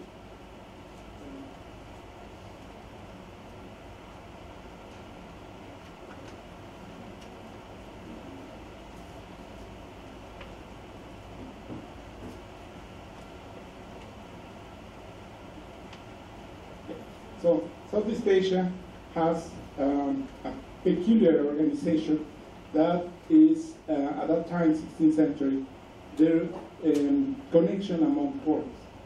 The ports as nodes, connections, places of negotiation in which it's important to underline and underpin the fact that in the same port live Muslims,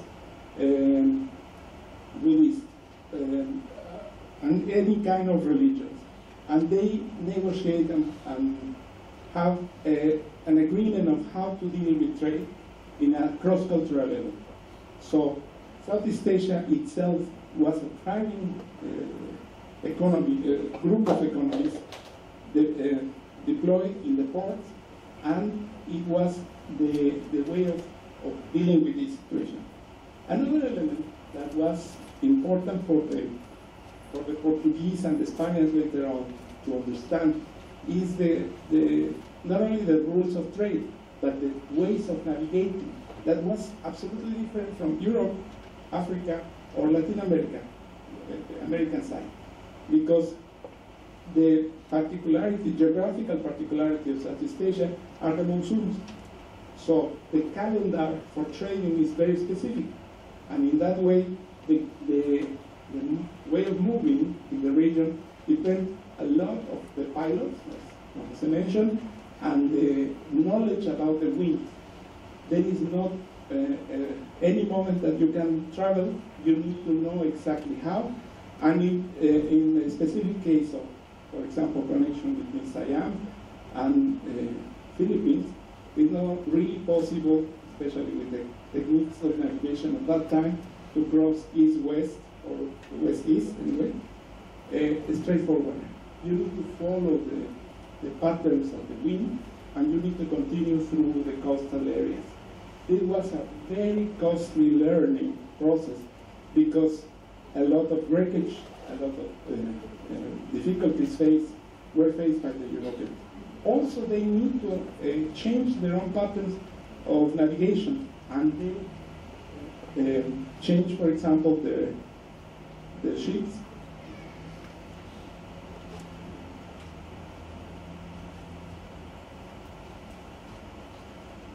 they adapt themselves to the navigation in the area. This is a Portuguese fusta that is, as you can see, a mix of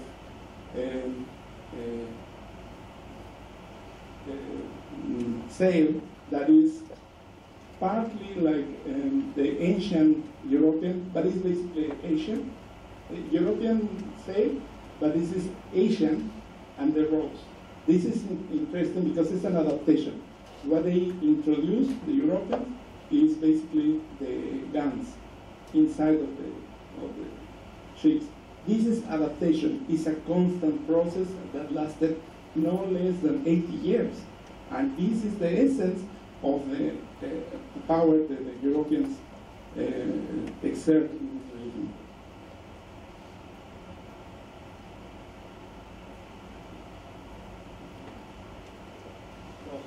What happened essentially in the Philippines?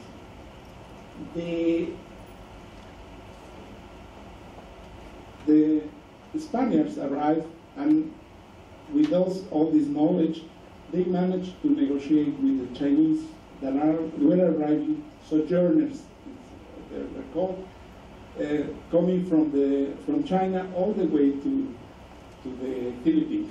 Philippines, Manila in particular, was part of one of these routes.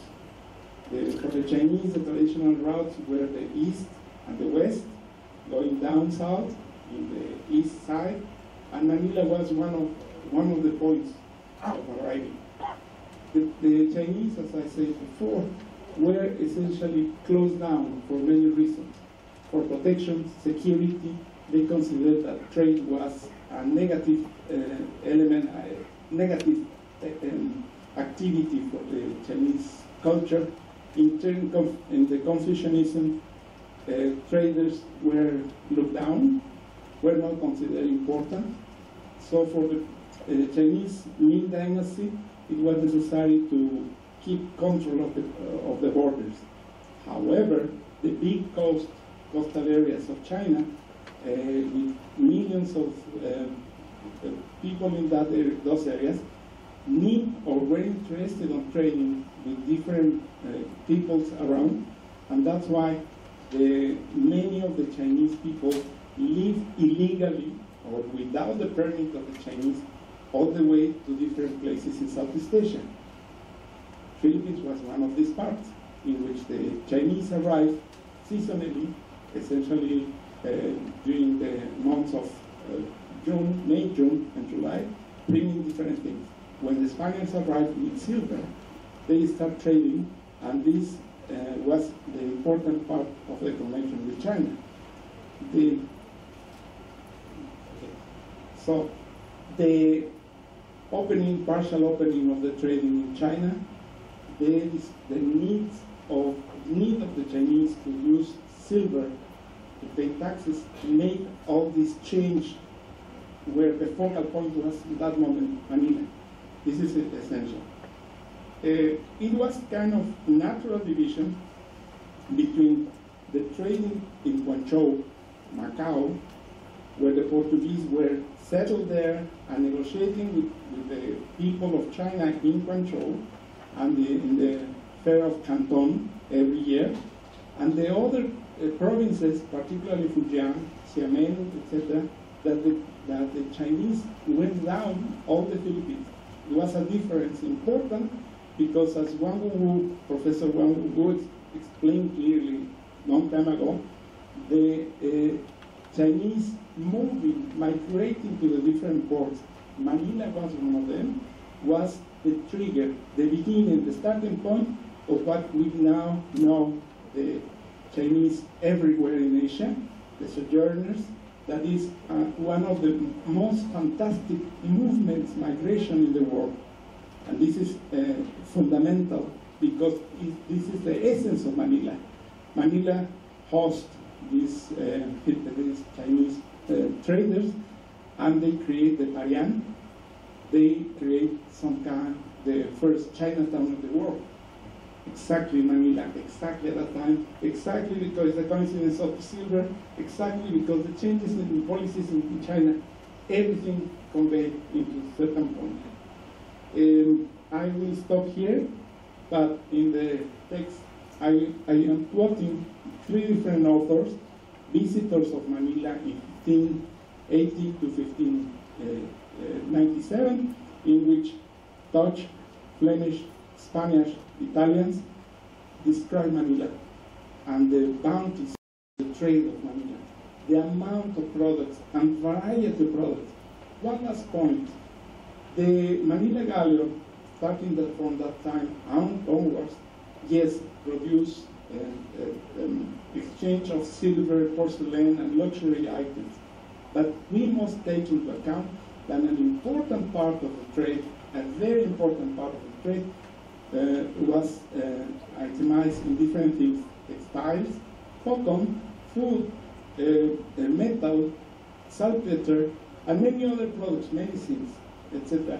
That is, were part of the trade, and this makes also very rich the trade itself, because it's not only luxury. The effect of the trading by luxury items is actually later on as an effect of copy of the elites in Latin America. I leave this to this point. Thank you very much.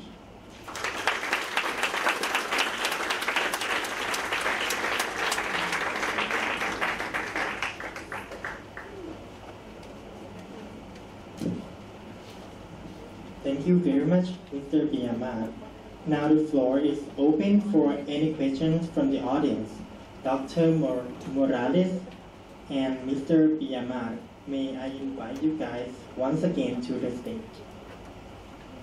And for the audience, please feel free to raise your hand if you have any questions.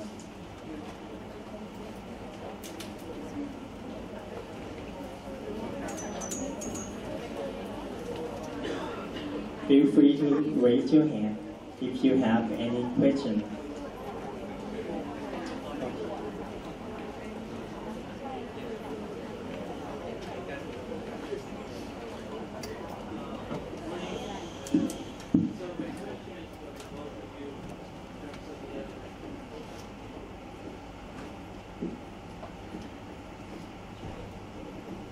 Good morning. Once again, thanks for kind presentation. My first concern is mostly about what is the evidence that you have guys seen about the code that they were using in order for the first exchange, or economical point of view or cultural point of view. Like the language are different, there were no such a thing as currency, and what was the code that imposed this kind of exchange, if you understand what I'm asking. Here, we are in a national. We are equal country.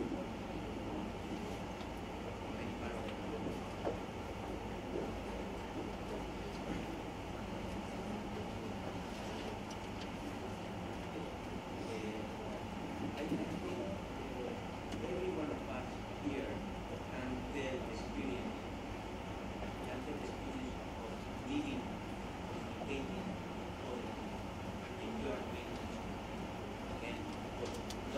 It was very important for the Spaniards. The Spaniards could not conquer, although this war actually was forbidden, so many parts of the world without local knowledge and local alliances. Another question, there was a currency.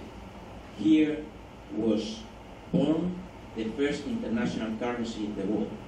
So still at that time there was compatible with barter, but silver as such in lingots by weight becomes the preferred medium of exchange.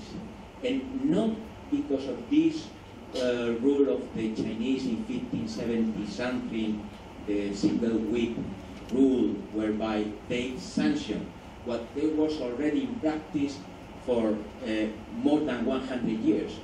The process in trade, and this is important to know, and maybe here also we have people with business experience, is bottom up, not from the authorities to the bottom. So it was the needs, the trade, particularly China, that was almost self-sufficient for the trade. The trade, the volumes and sophistication of trade becomes more and more important. So the silver, first the silver from Japan, we must say, and later, as Cuauhtémoc has said, it comes timely, the Spanish-American silver from the mines in Zacatecas and Potosí. About the driving forces of this process, that I will insist is a long process, we must include elements like the religion, for example.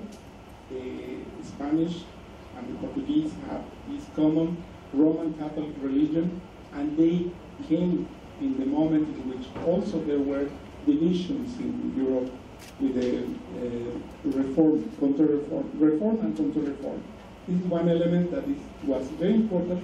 At one point, the King Philip II considered, even if I cannot control Asia in general, at least I should defend the religion in the Philippines at that level of commitment, let's say, in terms of religion.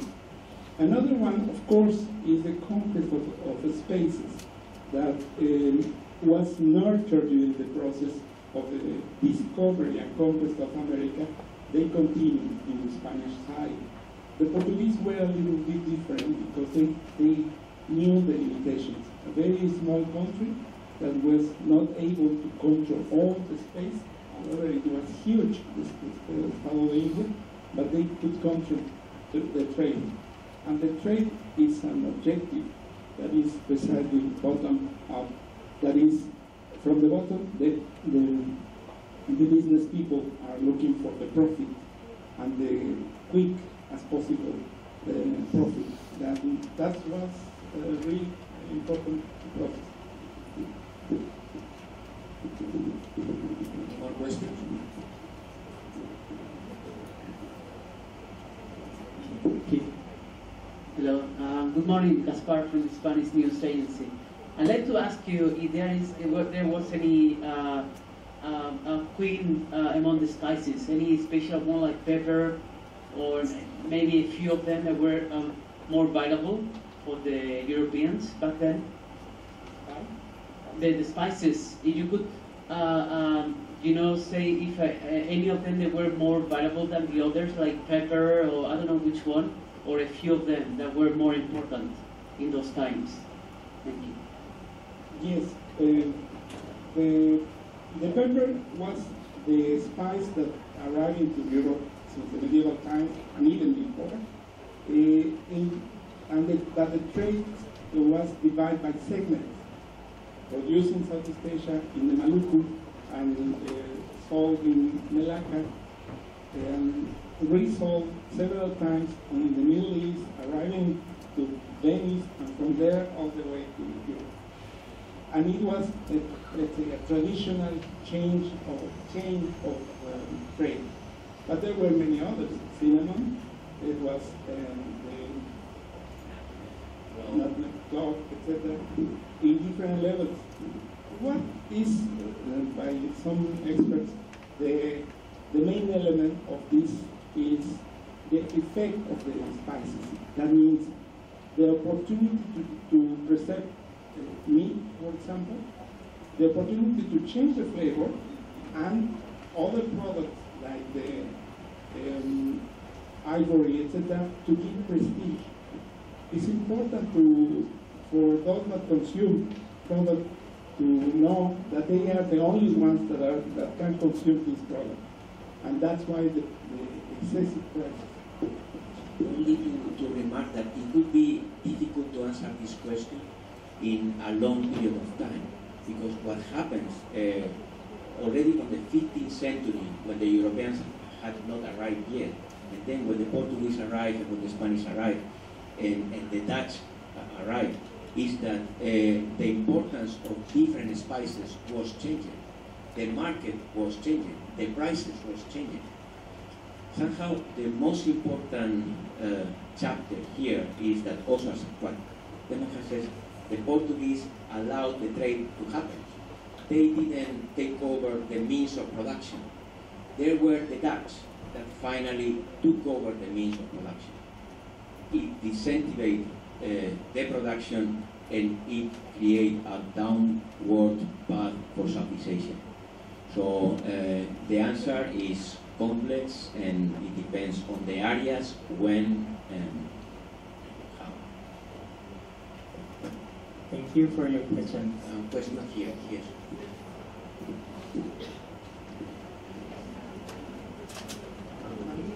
Manila became like the main distribution center in Asia for goods coming from different places, from China, from the Kingdom of Siam, from other countries in the region.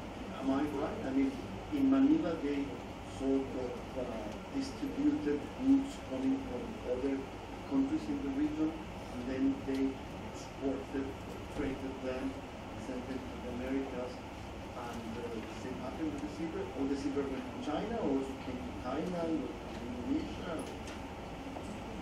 Yes, Manila has been called as a transshipment port.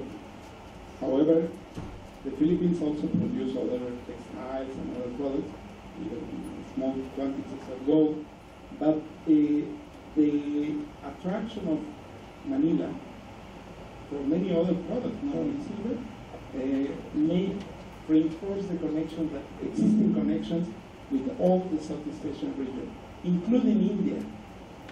A little bit known is the fact that Manila was also a place for selling and reselling slaves, because it was forbidden in the Spanish environment the slavery of Christians, but not the slavery of people that were not Christians, like in this case people from Africa, India, and other places.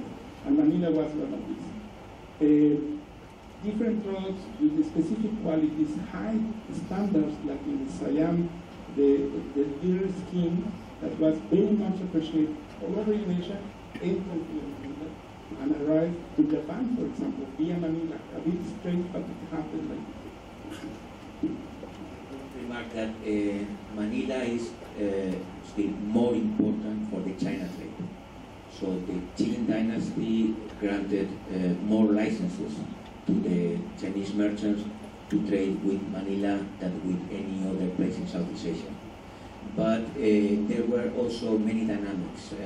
So in a long period of time, as we are talking, many things happened. Malacca was, before 1511, the most important center for trade.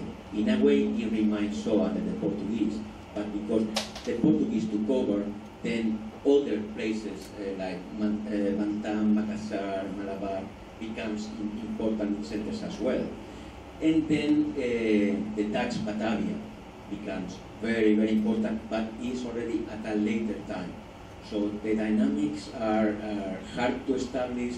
So I would recommend here a book by Anthony Reed. It's 2 volumes published by Yale University under the title The Age of Trade. It's really very accurate about this question about the spices, what is happening, and all these ports of trade. So it's hard to say which one was more important. For the China trade, Manila, but Southeast Asia, and at least 16th and 17th centuries, there are many other places of trade. Yes, please.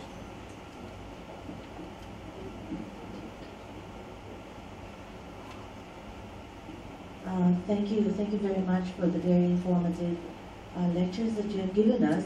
I'm just kind of wondering, you mentioned that there were treaties that were signed between Spain and Portugal to divide the world between their spheres of influence.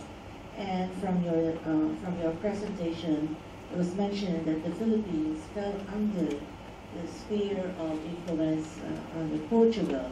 But we all know that eventually we were under Spain. Although Ferdinand Magellan that discovered the Philippines was Portuguese, but he was flying, I think, the flag of Spain at the time. So I was just wondering, while the Philippines fell under the sphere of Portugal, but eventually Spain took over. Did this in any way create any friction between Portugal and Spain, and if so, how was it resolved? Thank you. There was a legal wrangle for centuries. Finally, they settled formally. There was a diplomatic problem, of course, that it exists there, as it happens with many countries. So we have diplomatic problems unresolved, but you keep going. This is what happened. Somehow, two important events regarding this matter. It is true that at the end, they settled the matter in the 19th century. So finally, they acknowledged what it was a fact. The two countries that they have in common. Another important chapter is that Portugal fell under the Spanish crown in 1580 until 64. So for 60 years, because the Portuguese lost their dynasty, the heir to the dynasty, and the most legitimate king would be the son of the Spanish queen. As I said, it was Philip II, and it started to reign as Philip I of Portugal. So they were first cousins all the time, reigning there. Unfortunately, somehow, what happens in the history between Portugal and Spain, and they have been living back to back forever. And this somehow, what I would summarize as so many lost opportunities for doing like that. And under this Iberian Union, the principle was a little bit like Hong Kong today. One country, two systems. It was, yes, one crown, two separate administrations. So the Portuguese really ruled their own empire. And actually the Spanish king, they have the most loyal secretary was a Portuguese. And Magellan, for example, his wife was Spanish, so this was also a very important fact. So it's, yeah, I hope it answers.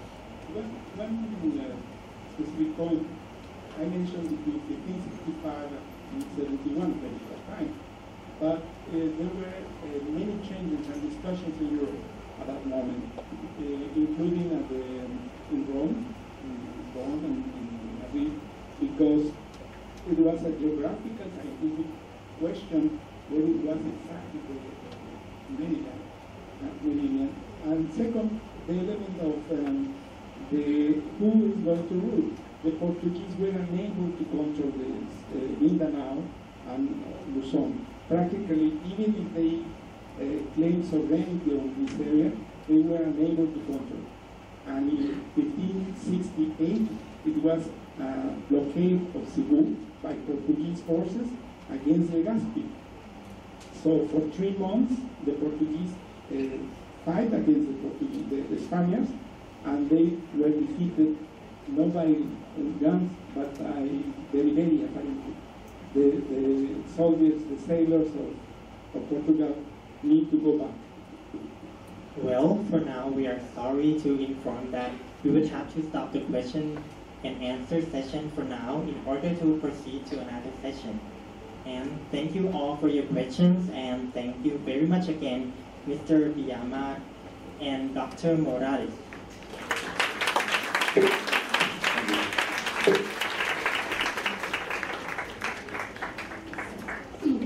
Ladies and gentlemen, there's a change in our schedule. Now we will have a 15 minutes coffee break, but the drinks and snacks are ready to serve at the coffee corner located outside the conference room at this side and at that side. So everybody please feel free to grab some hot drinks and some snacks at any time. Thank you. We would just like to remind you that we are a little bit late in the schedule.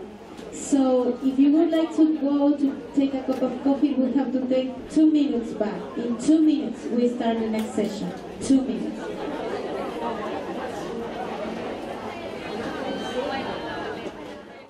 As the main coordinator from Thammasat University of this academic conference, I'd like to take this opportunity above all, to welcome on behalf of my colleagues, lecturers from Hispanic and Latin American Studies from Thammasat University, to our honored guests. First of all, their Excellencies, the ambassadors from the organizing embassies from Chile, Philippines, Peru, Colombia, Mexico, and Spain. Thank you so much for joining us today. It's a pleasure for me. Quisiera agradecerles por su presencia hoy. Me ha sido un gran honor poder contar con su presencia hoy. Muchas gracias. So,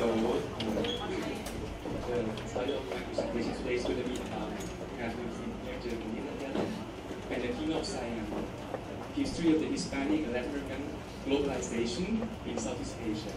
I chose this topic because my doctoral dissertation was about the relationship between Siam and the Philippines as a part of the Hispanic world inside the Spanish Empire.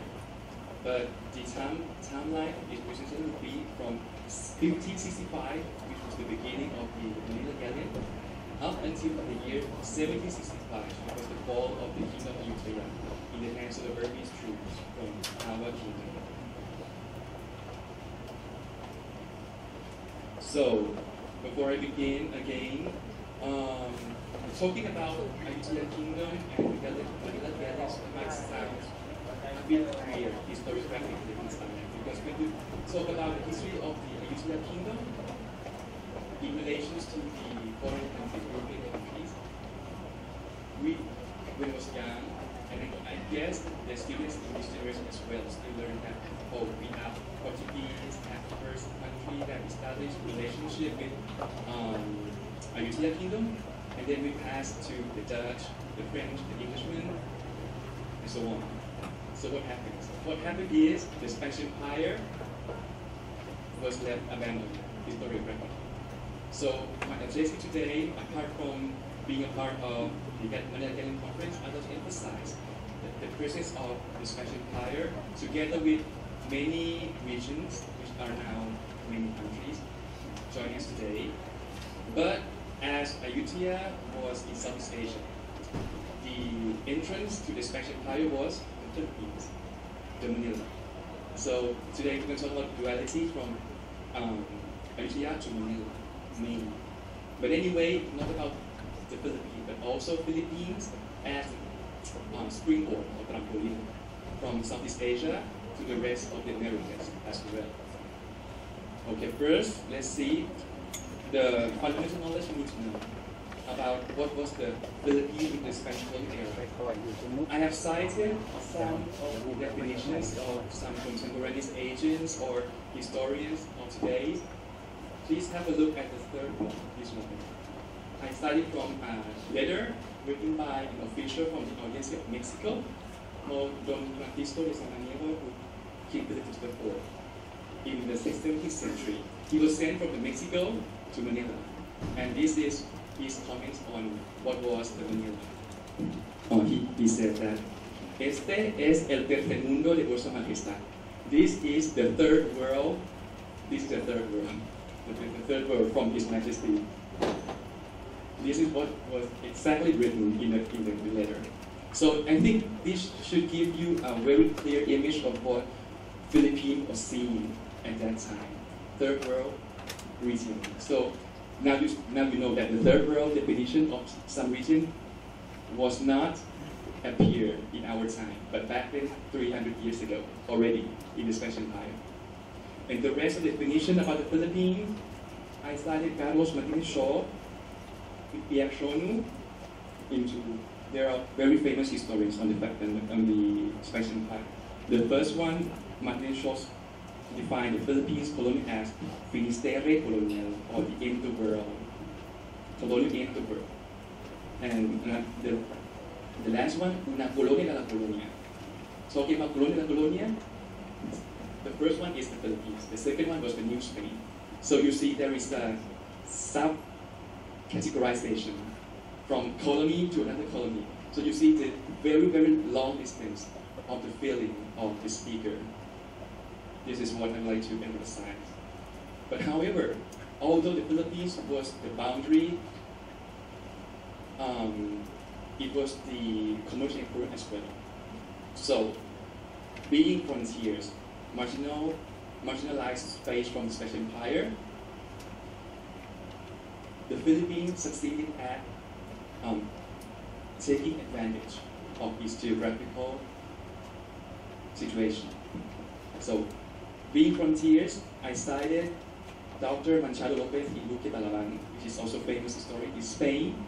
So he defines the frontier into 3 categories. The first one, as we know, natural physical frontiers, like this river, Praia, or the ocean, like the Pacific Oceans.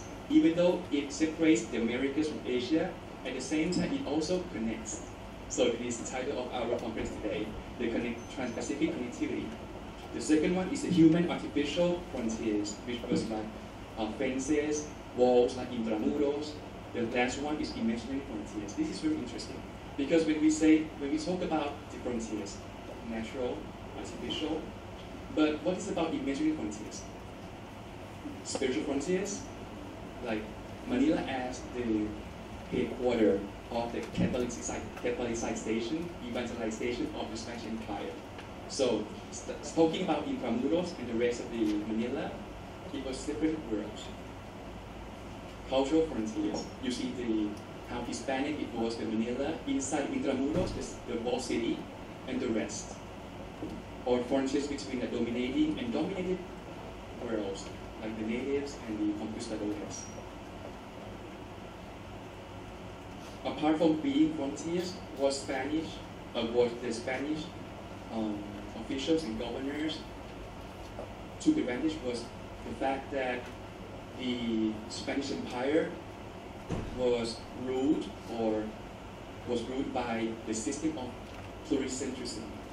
Pluricentrism, many centers.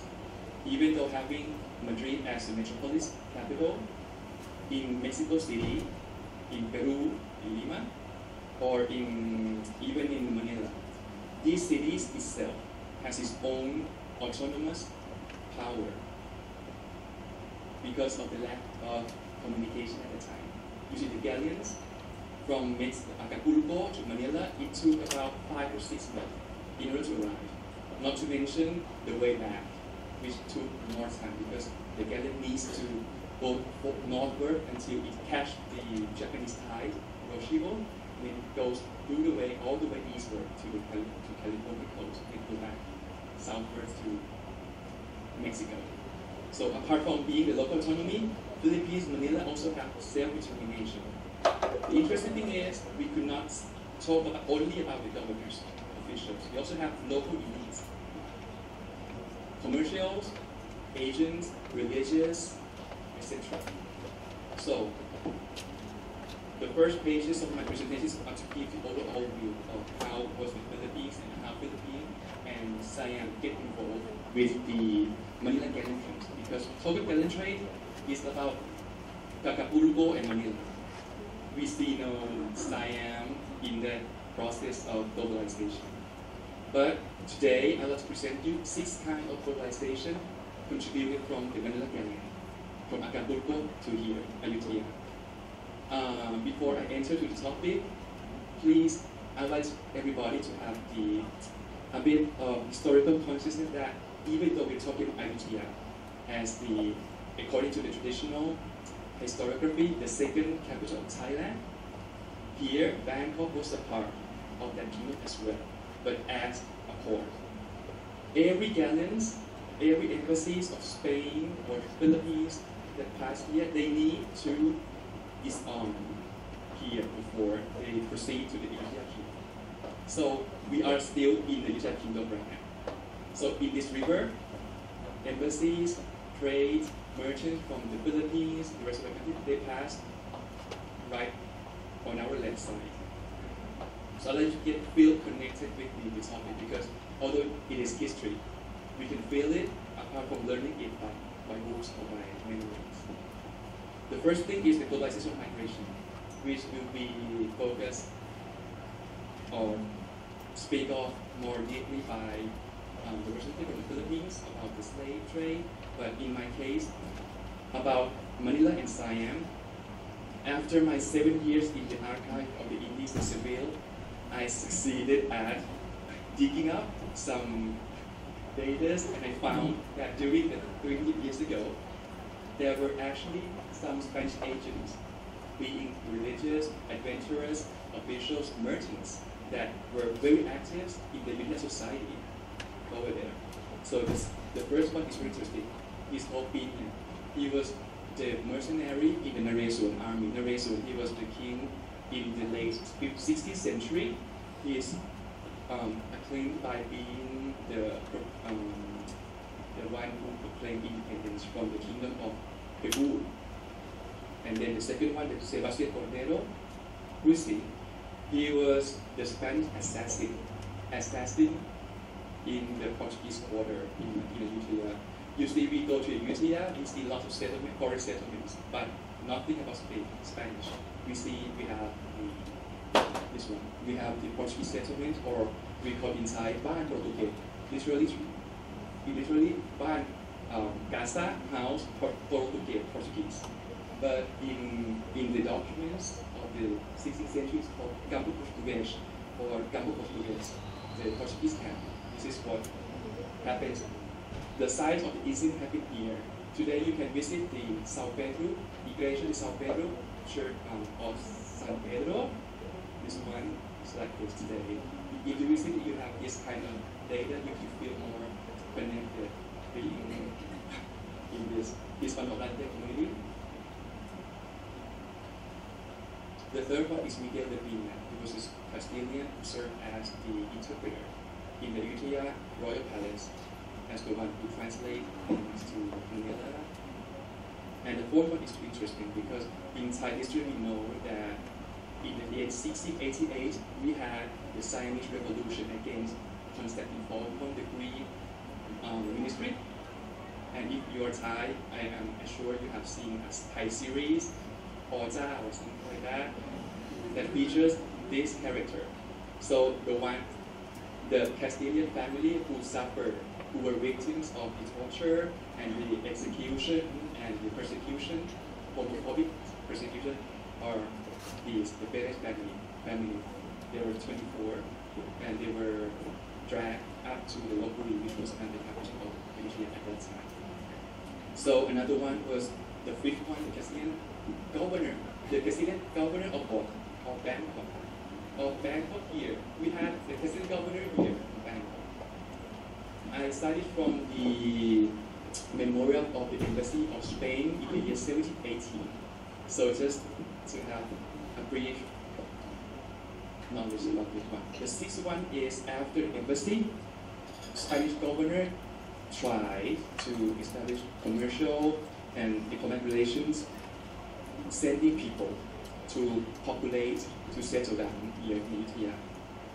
So the captain, Juan de Lara y Mendoza and Manuel Céspedes, they were official turned businessmen. He was the middleman between the Manileño commerce agents and the Ayutthaya.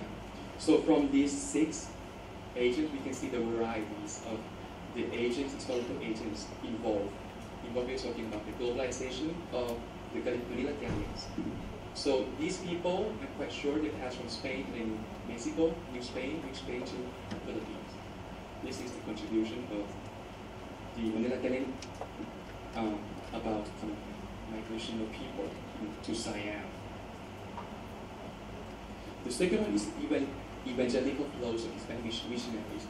The Manila Galleons, as shown in the first video, didn't bring only the people from civil sectors, but also main parts are from the religious orders, the Augustinian Franciscans, etc.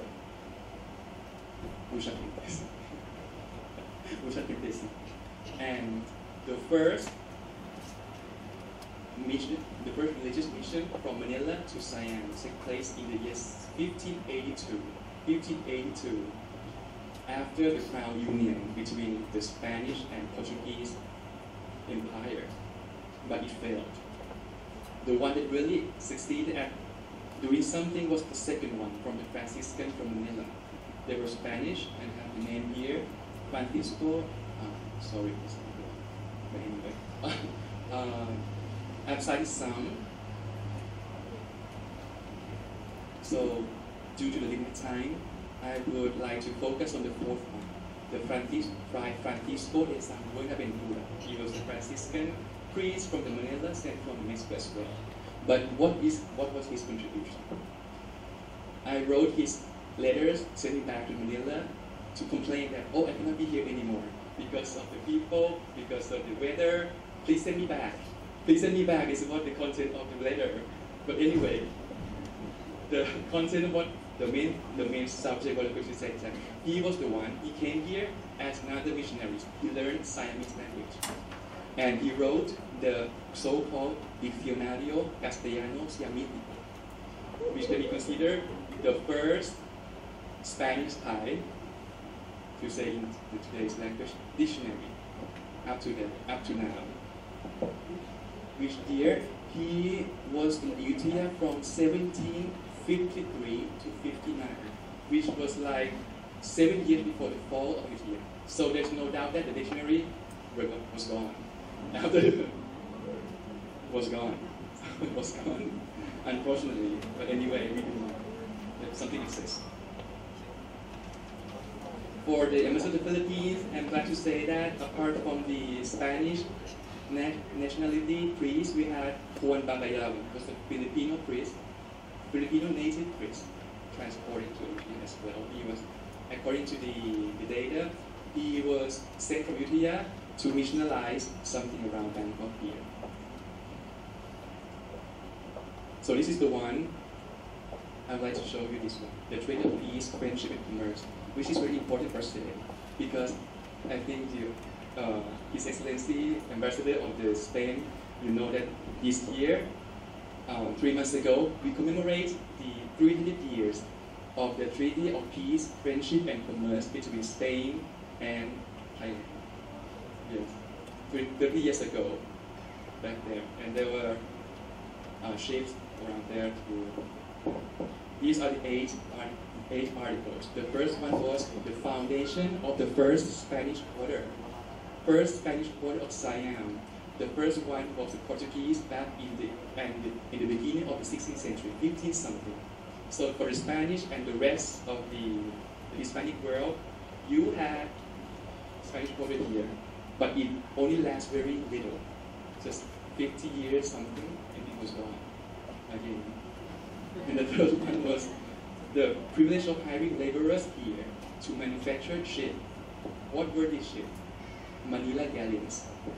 So this is another hub for the galleons from here, Manila to Mexico, to Acapulco. This is, if you look at this is the map from the French cartographer in the 17th century, which is very well known for Thai historians.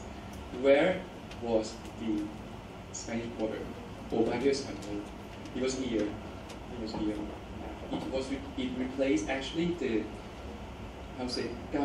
Campo Japonês or Japanese campo border, because okay. So this is what today it is. You can see this is Japanese village, but actually it was during 15 last years Japanese Spanish border. Okay, to limited time. The only galleon manufactured in Utah, which is still documented, is called Nuestra Señora de Guadalupe, Our Lady of Guadalupe, or nickname La Mexicana. La Mexicana, the Siamese. But her story was not that nice. Not that nice, because we established already the border, Spanish border, the factory trading post, in order to, because in Philippines they had economic problems, and the port in Cavite, the ship dock was very well, not that well. So they find a low-cost OEM that produces low cost in Cambodia and in Siam, because we offer lower price. So they spend it down, and then they produce Guadalupe.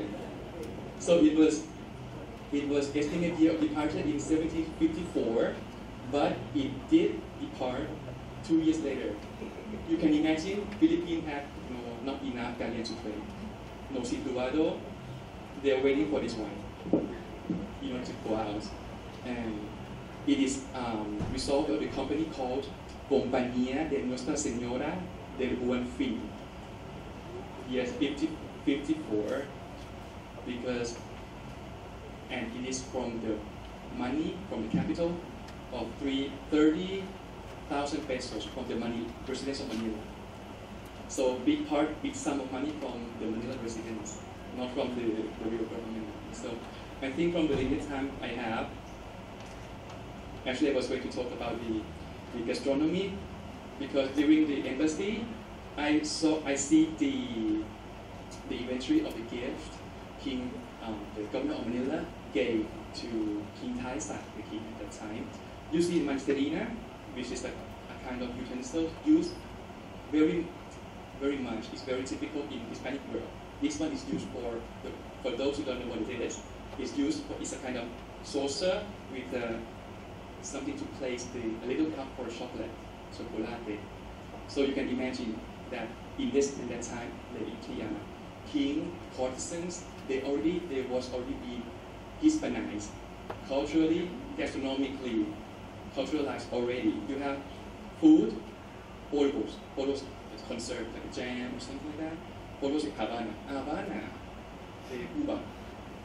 Chocolate, confit of tomato, maquesote, bizcochuelo, jalea. All these things are what was left abandoned from our history. We don't see it at all. So this is what I'd like to emphasize, the importance of the Hispanic world in our country cannot be left. Tomato country. So I guess our other guests from Latin America are quite accustomed to this kind of things. Jalea from Spain. Cultural. Okay. And vice versa, what Thai kings offered to the Spanish were, surprisingly, out of 10, only 1 or 2 of our Thai products. The rest are Chinese, Japanese, Lamaki, something like that. So you can now know that Siamese products are not on fashion. We do not produce. We do not produce. This is very interesting. This is the illustration of, this is maki, Japanese lacquerware, which were later put together and form another furniture in Spanish style, like this, and they sent back to Seville. So they made a drawing of this one, which is kept. You can go and see it with your own eyes in Seville, in Archivo de Indias. Okay, and this is just like intellectualization. The boxer coded. Before I finish this one, I'd like everybody to know the boxer codex. Boxer codex, I think, it must be considered the first document related to Ayutthaya that has the picture, color picture of the wall of the Siamese people, because it is from the late 16th century, assigned by the governor Luis Perez das Mariñas. Yeah, and this is the end of my presentation already, because I have already consumed a bit of time. I wish my presentation is useful to all of you. Thank you so much for being here.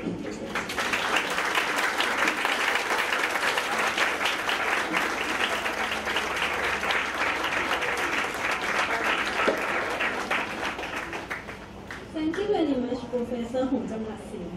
So now I leave now with you Chilean expert invited by the Embassy of Chile, former diplomat, lawyer, president of the Chile-Peru Chamber of Commerce, specialized in Southeast Asia Studies, Master of Arts from the University of London, School of Oriental and African Studies, Mr. Juan Pablo Glasnovic, and his presentations, Revisiting the Manila Galleon, a Chilean perspective from the 21st century. Please welcome.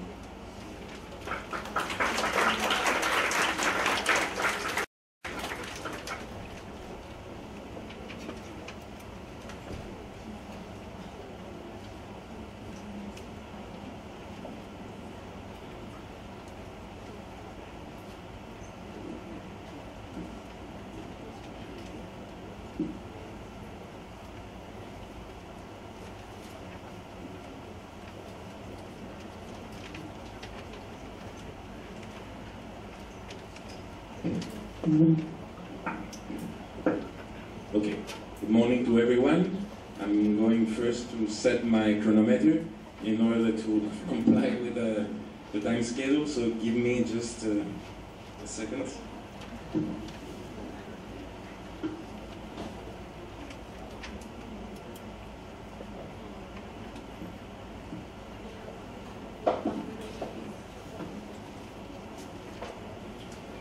Okay, well, I thank the organizers for this event, a very interesting event. I think that although these kind of events related to culture might not be very, perhaps for newspapers, very attractive, I think that they point out to what's essential, is that we know each other, we exchange experiences, and from that basis we can build up some more fruitful relationships. So I think that this is it's very important. I congratulate the organizers because, as I said, when you sign an agreement, sometimes you have full coverage on the press. These events perhaps are not as sexy, but they are very, very important, and we should continue from both sides of the Pacific Ocean, speaking, knowing each other, and continue in this dynamic. On a personal side, I wanted to say that Southeast Asia is very special for me. I lived in Malaysia and Singapore. 3 of my children were born in those countries, so I always have this part of the world in my house, in my heart. And from when I was quite young, 14, 15 years, up to now, I was, at 15 years, I was given a Siamese cat, which is the most beautiful cat. And from there, I have non-stop, I'm now in the 5th Siamese cat in my family, and so also I have a reminder of Thailand through that beautiful animal, which is really beautiful. Regarding the presentation, of course, reality is dynamic. I came with a presentation, but I will quickly adapt it because many of the speakers before me said things that I was supposed to say, so I was just perhaps mention or go to a different angle to what was, I will try not to duplicate in any case. And as the question to start with is, here we're looking at history, and history, what's the purpose of history? It's, we can extract lessons from what happened in a certain time back in previous generations. So we have to find out what we really can extract and learn from there, and what was a special condition of the time that cannot be replicated. So I think that that's the work of historians and readers, or the people who love history, politicians. We have to look back at what happened at a certain time and say what we can from there repeat, improve, or avoid. So I think this is also perhaps thinking in current times, what happened at the time, what we can replicate or avoid. Well, the same driver, I mean, why, this is repeating what was, why the Europeans arrived to the area? Well, it was spices. Just to mention that the spice trade perhaps is one of the oldest existing. I mean, it came thousands of years. Egyptians already consumed spices. Even before the Roman Republican Empire, there were already spices. When Rome was besieged, and one of the first time in the 5th century, and the Vandals retired, they were paid in compensation, part in payment. Imagine, 5th century. So it's something very old, and it was the driver to look for this part of the world and to come here. Mentioning also that the main powers, ascending powers, Portugal and Spain divided the world. Well, has been done several times in history, that some powers divide the world in their areas of influence. We have so those two treaties, East and West, and so I stick to what was said. Just the particularity is that for the treaties of the Tordesillas, the Pope at the time was of Julius II, was of Spanish or Alexander. I forgot. One of it was Alexander. Sorry, was Spaniard. So of course, he has some incentive to be fair on one side.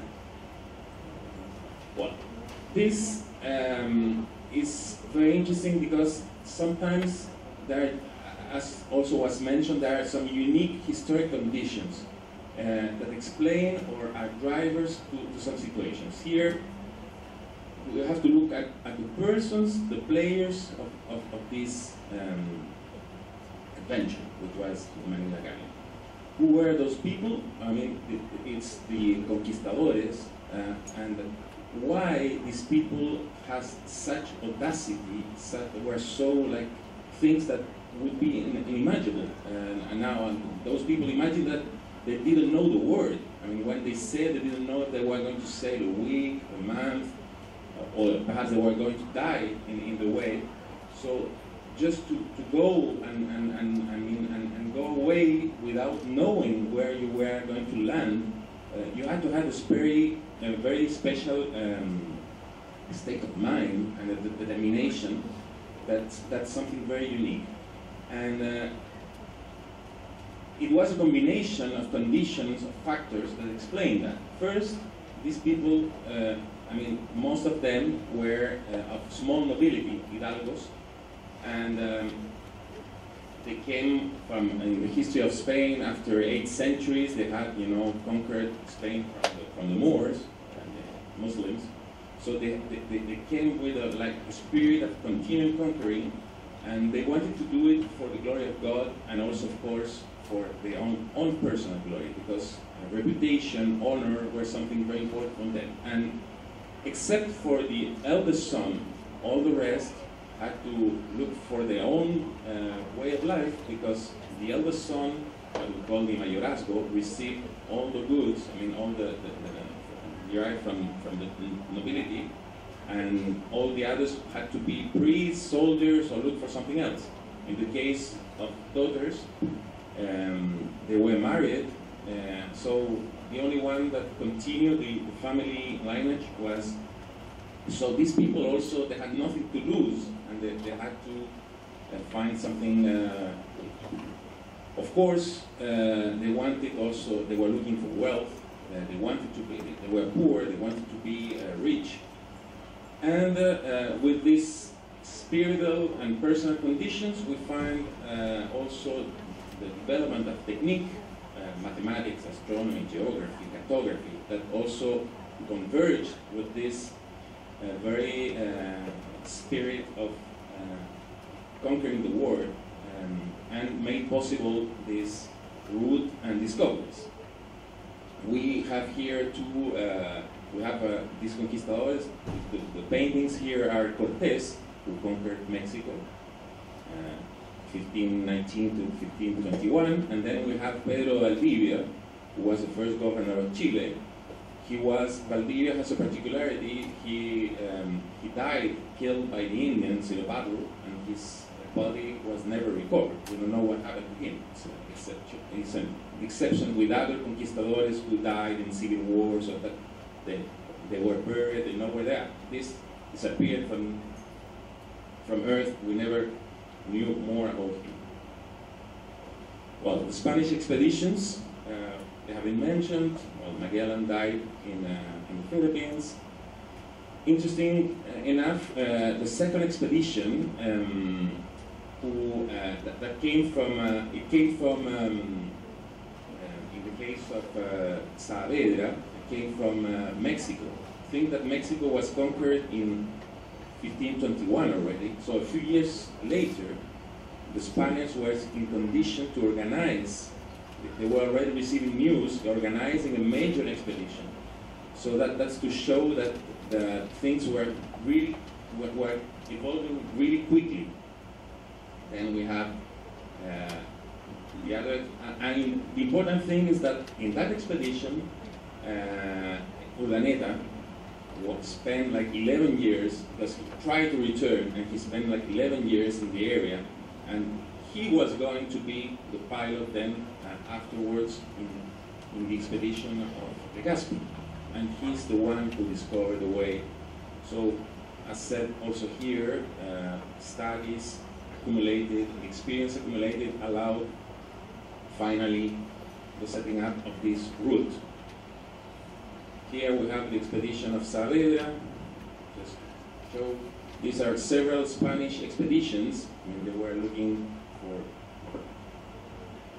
different ways to arrive to Southeast Asia and where trade was.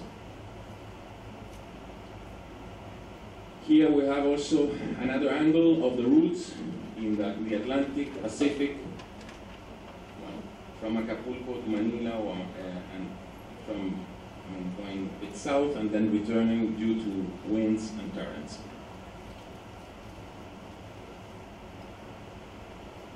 In the case of the Americas, called Indias, because they thought that they arrived to India initially. Well, we then in English we translated to West Indies opposed to East Indies. Well, here again we find a convergence of very interesting conditions. That unique condition. It was also very timely. The Chinese, as explained before, Chinese economy was needing currency or something to facilitate the payments, taxes, trade, and just at the time the silver mines were discovered, and not only discovered, but also the production was improved due to mercury, that allowed to have a better silver, more refined silver. And what's impressive is that if you see from 16th century to 19th century, America, Hispanic America, produced 80% of the world's silver, especially in Potosí and Zacatecas. Potosí currently in Bolivia, Alto Perú, and Mexico. And it's very timely because when China was being provided with silver from Japan in the second half of the 16th century, then Japan, retrieved from the world and closed its borders to trade in the first half of the 17th century. Well, there was no more supply of silver from Japan, so it all stayed in the hands of the Americans. So what would have happened if there had been silver from Japan, or Japan continuing in the trade at the time?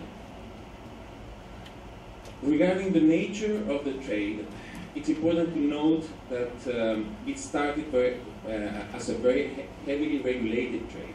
And if we come to the present, we see there are intentions to come back to that logic of regulate trade. And both main partners of this trade, which were China, because of silk and porcelain, and Spain, that was, and the Americas because of silver. In both cases, they wanted to regulate. Remember that the Ming dynasty and then the Qing dynasty didn't want to have foreigners installed in their lands, entrepreneurs. They wanted to keep the ports closed. In the case of the Spanish crown, also they wanted the peninsula to produce, manufacture, or more value-added goods, and they wanted the colonies just to export raw materials, or to be the source of the minerals, the precious metals that were going to be the source of payment. It was a state initiative, they were the owners of the ships. And direct traffic from Peru to Manila was repeatedly banned, as said. And here, in the Indias, what we call the West Indies, we have a sentence which reflects till today the way we behave towards the law and authority. It says, la ley se acata pero no se cumple. It means that you can accept the law when in Spain they did the recopilación de leyes de Indias, with what all the laws dictated, decreed by the king. They wrote a very big book with all the laws. They arrived to America, everyone was bowing their head, saying, yes, we accept it, and then business as usual. Because if you try to, I think it's a, when you try to over-regulate, and you try to control everything, of course, that forces will go through. It's like a river. River, the same. If you try to control trade, as they did try to control trade, there will be contraband, they will smuggle. No, you cannot stop when there is a need. You can try to control it, but you cannot stop it. So this is a lesson to be taken into account when, especially all our states want to have very big control of all the activities. The more you control, the more things will go on the side. Well, what happened after that? We have a first dynasty in Spain, which was the Habsburg. Then came the Bourbons in the 18th century, and the Bourbons came with different ideas. They wanted to modernize administration of the colonies, and step by step, they went liberalizing trade, giving the opportunity to some other ports to participate from trade, and it ended with several regulations that took out the monopoly of the galleon and the Manila Galleon and opened the door to direct contacts first from other Spanish direct from Spain by the other route. They tried to set some conditions, but at the end that monopoly ended. And of course, there was the independence of the American colonies, and that was one of the reasons. But the reason is that slowly it eroded that monopoly, and there were goods imported from other sides. That at the end, the Manila Galleon was a risky business at the end. It was not already a captive market, but a risky business. Something, something curious is that officials in the Americas, normally governors, in the case of Chile, if they did well their job, they ended as viceroys in Lima. Many of them followed that way. It was very rare to have a governor from the Americas moving to the Philippines. There is one case, which was mentioned before also, is this Francisco José de Obando y Solís. He was interim governor in Chile, and then he was governor in the Philippines. And he, as also mentioned, his main contribution was that he reorganized the shipyards and made an order to construct this Santísima Trinidad y Señora del Buen Fin, not to mistake with another Santísima Trinidad which was captured with a lot of silver. This one was a more modest one, but at the time it was very, very big. Well, these were the roots. I want to say that in colonial trade, one of the effects of the Manila Galleon, you have direct effects. The most benefited one were the viceroys, royalties and the merchants of New Spain, Mexico, and Peru. But there is an indirect benefit in which there were resources to buy things from other parts. Chile was part of this indirect benefit because Chile, we must say, was a deficitary colony almost all during the Spanish rule. But this allowed, well, if we look now at current times, well, the trade patterns, it seems they're going back to commodities versus manufactured goods. But the difference is that now it's not only that, now we have the possibility of having investment, we have trade agreements, which at the time didn't exist. And the last point is that in this, there's a possibility, there's a fragmentation of globalization now, in which we have these trade wars, in which we could have the world separated in areas, and that perhaps there will be a freer trade or free trade within those areas, but globally there will be some restrictions. So perhaps this is an opportunity to be taken by Latin America and East Asia, Southeast Asia, in particular the Pacific Alliance, which represent are the heirs of the time the New Spain, Peru, and Colombia and Chile, who cover also most of the Pacific coast and can serve a big hint. So with that, 26 seconds late, thank you very much.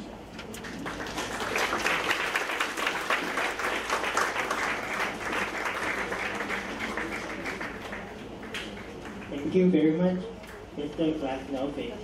I would now like to invite the audience for any questions to our guest first, Professor Hong Chamrat Sin and Mr. Glasnovic. May I invite you one to... So, for the audience, you can stand up and ask any questions. Glenn Chatelier from Assumption University. Thank you both for your very interesting presentations. To both of you, my question is this. It seems to me that the Catholic Church held control over the division, right, in terms of what would be Portuguese, what would be Spanish. How did kings, as such, balance trade with the Church and Southeast Asia? Okay, you had China closing, you had, Thailand opening, you had Manila as the trade center, if you will. Did the Catholic Church overly predominate the trading practice, or was it something subtle, something tacit? From my point of view, the Church was not directly interested in trade. What they were interested in is that two Christian monarchs and countries wouldn't fight among each other and try to have a peaceful separation of areas of influence, of course, and that's why one of the clauses of the treaty said that none of them could conquer a land already in the hands of a Christian king. So that was something that they want to maintain peace, and especially considering the conditions of the reform and counter-reform, that they were like the most important kings of Catholic faith. So they wanted this to be peaceful, but they had no direct interest. They didn't meddle in trade itself. From my point of view, as somebody who studied Spanish in the Philippines, there is an institution called Encomienda, institution which involves not only political and administrative, but also economic, cultural, etc., religious as well. So there are types of Encomienda. The one who owns one encomendero. So encomendero could be official, friars, or etc. So it's the Philippines. Philippines, there are left civil.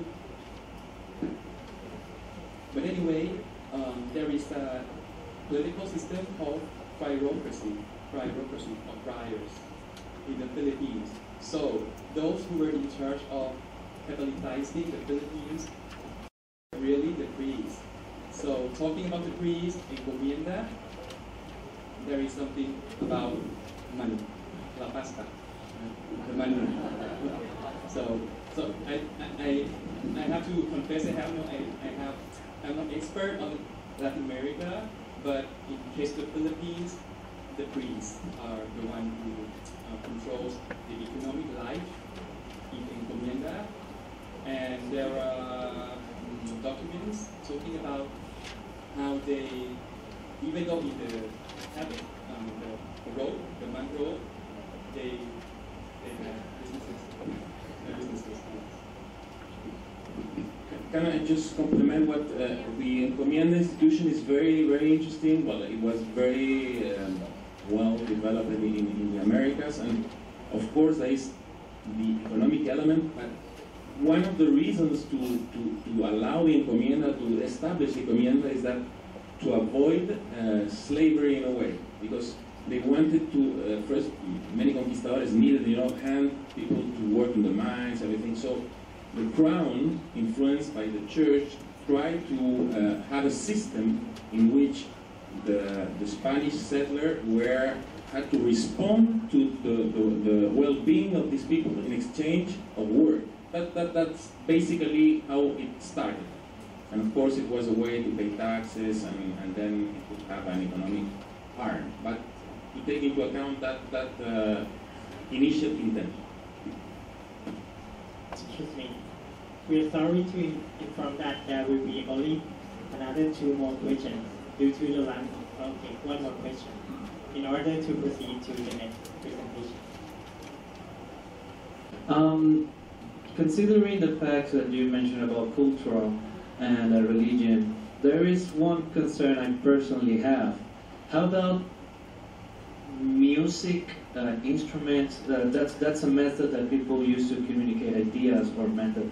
And I saw that you were going to talk about food, and that's also really important in terms of exchange. I'm just curious if you have any relevant information regarding theater or music or songs about that. And that would be it. Thanks. Thank you for the question.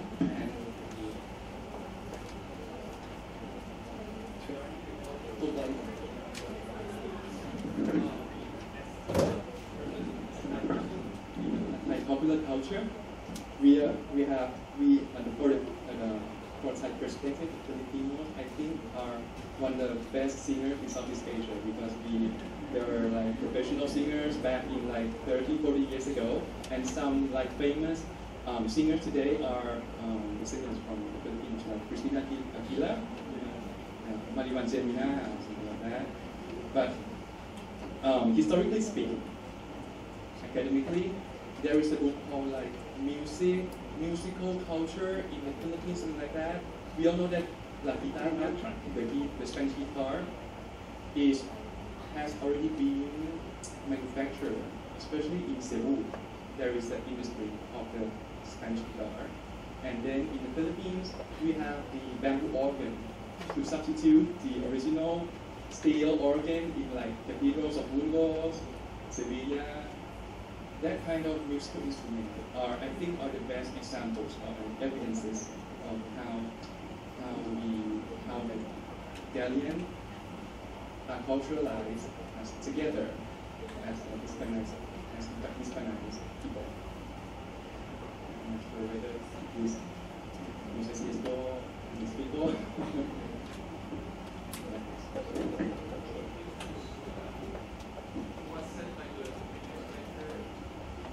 It was said by the previous lectures that some artifacts and some the ways of painting things, techniques that were adapted in Mexico and other parts, and not to forget also about the some ingredients of food exchanges. I mean, if you can imagine, for instance, chiles, you think that perhaps they're very inherent part of Thai food, and they came from the Americas in the 16th century. Thank you very much again, Mr. Glasinovic and Professor Hong Chamarasi.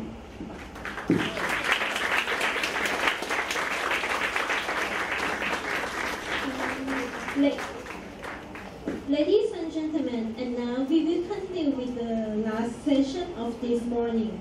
I live with you Spanish expert invited by the Embassy of Spain, Director of the Instituto Cervantes de Manila, PhD cum laude in Contemporary History from the Universidad Complutense de Madrid, Research Associate of the Micronesian Area Research Center of the University of Guam, and former Honorary President of the Museo del Galleon Foundation of the Philippines.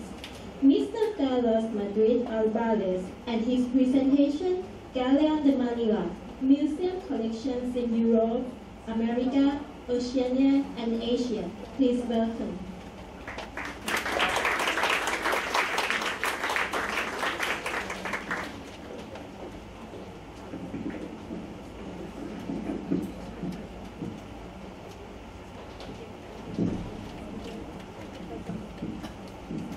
Representatives of the university, distinguished guests, Your Excellencies, Ambassador of Chile, Colombia, Mexico, Peru, Philippines, and Spain, and Manila Miguel. Thank you very much for inviting me to be here today to speak to you about this fascinating topic. Distinguished colleagues, queridas amigas y amigos, Sawat, Tikrap. Very interesting references that have been made about the overall purpose of this conference, no? The connecting peoples, connecting policies in this Transpacific connectivity, connecting economies, connecting cultures across this continent of Oceania, from the Americas to Southeast Asia. I will have to say that as historians will agree that this is a treat for us.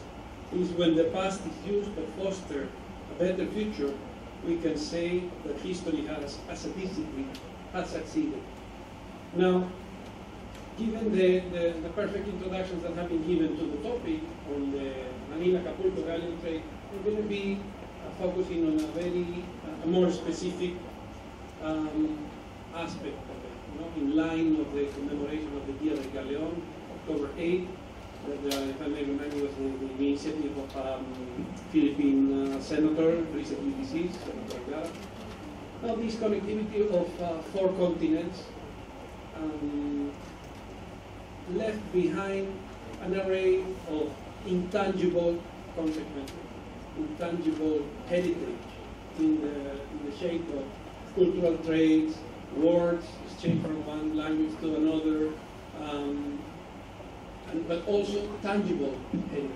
And that's what I will be focusing my presentation. The tangible heritage has been already mentioned, and part of it that is very well known. For example, exchange of products and goods from the Americas, the Europeans, the Spanish were bringing to the Philippines and to Southeast Asia. 2 of them are particularly significant: chocolate and tobacco. I think many of the topics that will be open today are subject of further research, and perhaps this university could take the lead on having this research. What is the history of the spread of tobacco in Southeast Asia? The history of the spread of chocolate in Southeast Asia.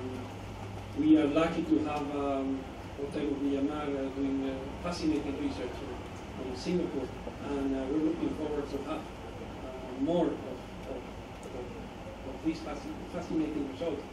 But besides those products like corn, and let us remember that the fact that the Manila Galleon trade connected 3 continents, actually 4 continents, if we were to include Europe.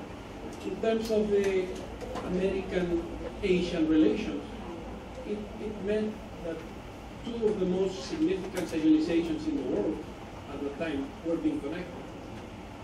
And I would like to define those civilizations not in terms of political leadership or political shape, but the civilizations that evolved from corn in connection with the civilizations that evolved from rice. In connection with the civilizations that used coconut for daily survival, like happened in Oceania, in the Pacific Islands, we encountered that in the Philippine setting, 2 of the most significant civilizations in the world are melting together into one single unit. Now, I'm referring to tangible heritage that can be found in different collections around the world. In Spain, in Naval, in a few of the Indias, in private collections. In Great Britain, in the British Library, the cartographic collection of King George III, or scattered in different collections, items from Saña de Covadonga that in 1743 was captured by Lord Anson. Juan José Morales has already mentioned before that one of the most significant tangible legacies of the galleon trade is actually documents. Where are those archival resources? And what are the material remnants of these 250 years commerce or trade route? Now, in Spain, we have the main depository of this is the Museo Naval de Madrid, that hosts relevant items for the history of the Manila Galleon, and then most of the remnants of the San Diego was sank in Cavite in the year 1600, when Antonio de Morga was on board during the attack of North, the Dutch. It sank, and most of the people and the cargo was salvaged. But in 1991, there was an initiative to recover part of it. Porcelain, the earthenware, and other items are divided in most of it is in Madrid, about 70%, and the other part is in the National Museum of the Philippines. Besides the San Diego, we have the archive of the Museo Naval. That's one of the most significant documentary repositories, along with the Archivo de Indias in Seville. There are very few occasions in human history where you can find the whole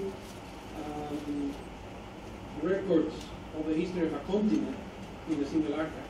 And this is one of the cases of the Archivo de Indias, where all of the Americas, or the whole of America, can find significant documentary references in a single archive. Now, in Mexico, of course, we have to say that the Franz Mayer Museum, focused on decorative arts and opens in 1986, is without a doubt the most important collection of artifacts related to the galleon trade. From chests that in the Philippine Spanish, and I'm sure Ambassador Bernardo will identify, Baúl Mundo is called in the Philippines, the chests that were imported in the galleon. From chests to porcelain, religious ivory, a vast number of items that make of this collection the world reference for this topic is to be found in the Franz Mayer Museum.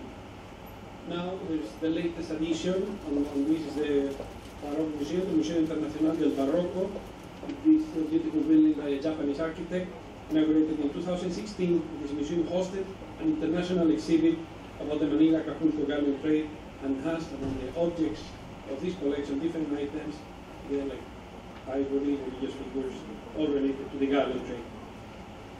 It goes without saying, but it's very significant. The main depository of archival records is the Archivo General de la Nación in Mexico, where there are from travel logs, diaries, sea roads, etc., that can be found about this 250-year trade route, is to be found in the Archivo General de la Nación in Mexico.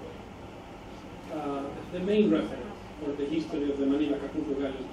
Now, I'm talking about the things that we know there, but I would like to raise the topic that there are several things that we don't know about, like what are the documentary references in Southeast Asian archives about the galleon trade, or about the trade as it will be shaped with the Philippines, about the trade with the Spanish, whatever shape it takes in the Southeast Asian archive.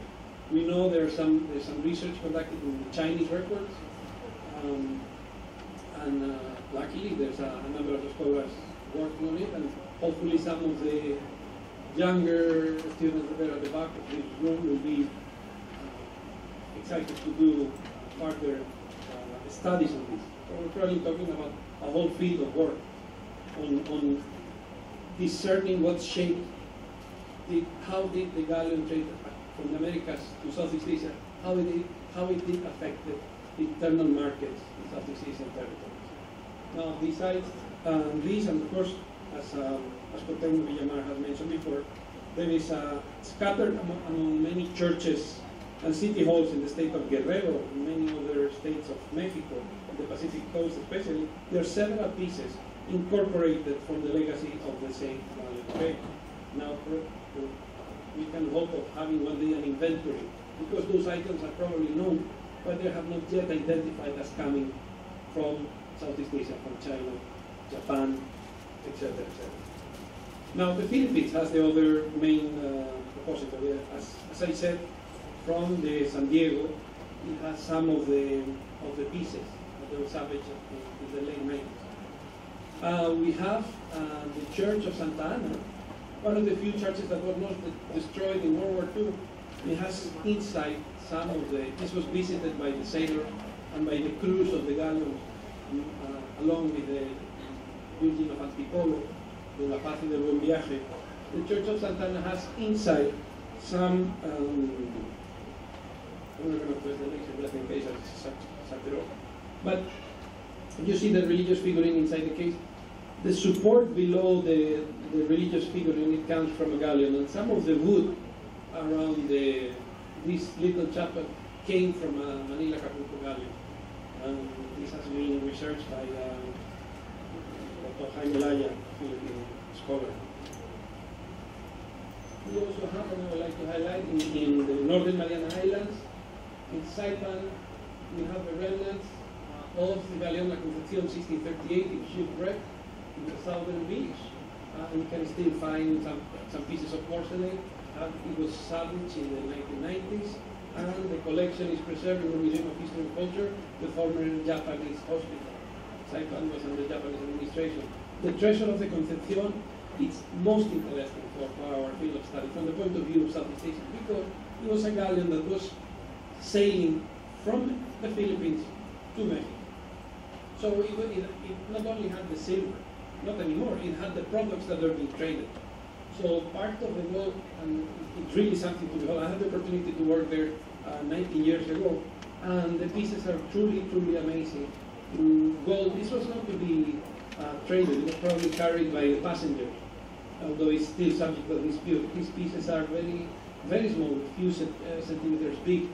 It's worth about $80 million in 1990s.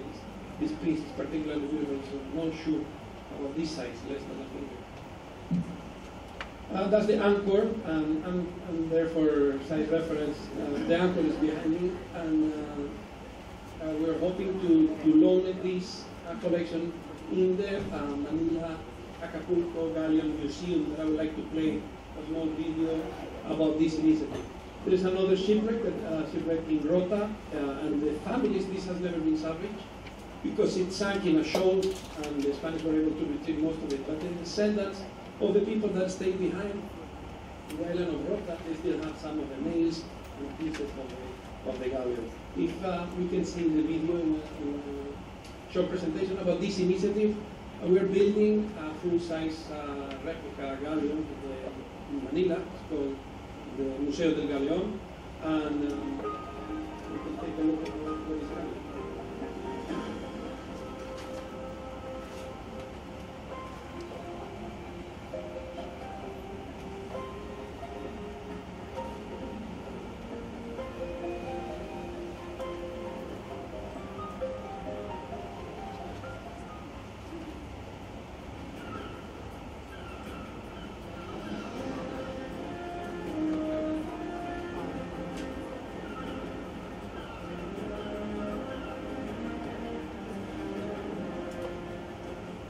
Over 1,000 years ago, the inhabitants of the Philippine archipelago built the barangkays and sailed the Southeast Asian seas. They traded with the Chinese, Japanese, and Southeast Asians. European Christians reached Cebu in 1521 with a Spanish expedition of Ferdinand Magellan. In 1565, Miguel Lopez de Legazpi established Cebu in an alliance with native chiefs. Agustinian priest Father Andres de Urdaneta was able to discover a return journey to New Spain and the Americas, thus founding the 250-year Transpacific trade route of the Manila Acapulco Galleon. The story of the Manila Acapulco Galleon is the story of the enduring sacrifices of ordinary Filipinos and Christians. It's a story that needs to be remembered and taught. That's why I pushed for its worldwide commemoration by UNESCO and for the establishment of the Museo del Galleon. The Museo will have a full-scale model of a real galleon, Nuestra Señora del Pilar del Zaragoza. This museum will become a center of maritime and cultural study. The World of the Manila Acapulco Galleons is an inaugural publication of the Galleon de Manila Museum, and it shows the international relevance of this trade route. The global and human context makes reference to the fact that the focus of this publication is on the human component of the Manila Galleon trade. How the individuals that they were involved in that trade, how they were living, who they were, what positions were having, what were the consequences of the migration. It's a trade route that connected 3 different continents. We want to make it very visibly clear to everyone that we are surrounded by the heritage of the Manila Acapulco Galleon. I can't think of anything more special than the launching of this book in time for the 50th anniversary of the last. It shows that these countries were all truly bound, not just for 50 years, but for centuries before. Well, there were no states, but only direct people to people contact. With the launch of Museo del Galleon, Filipinos can now truly appreciate the global and human context of the Manila Acapulco Galleon.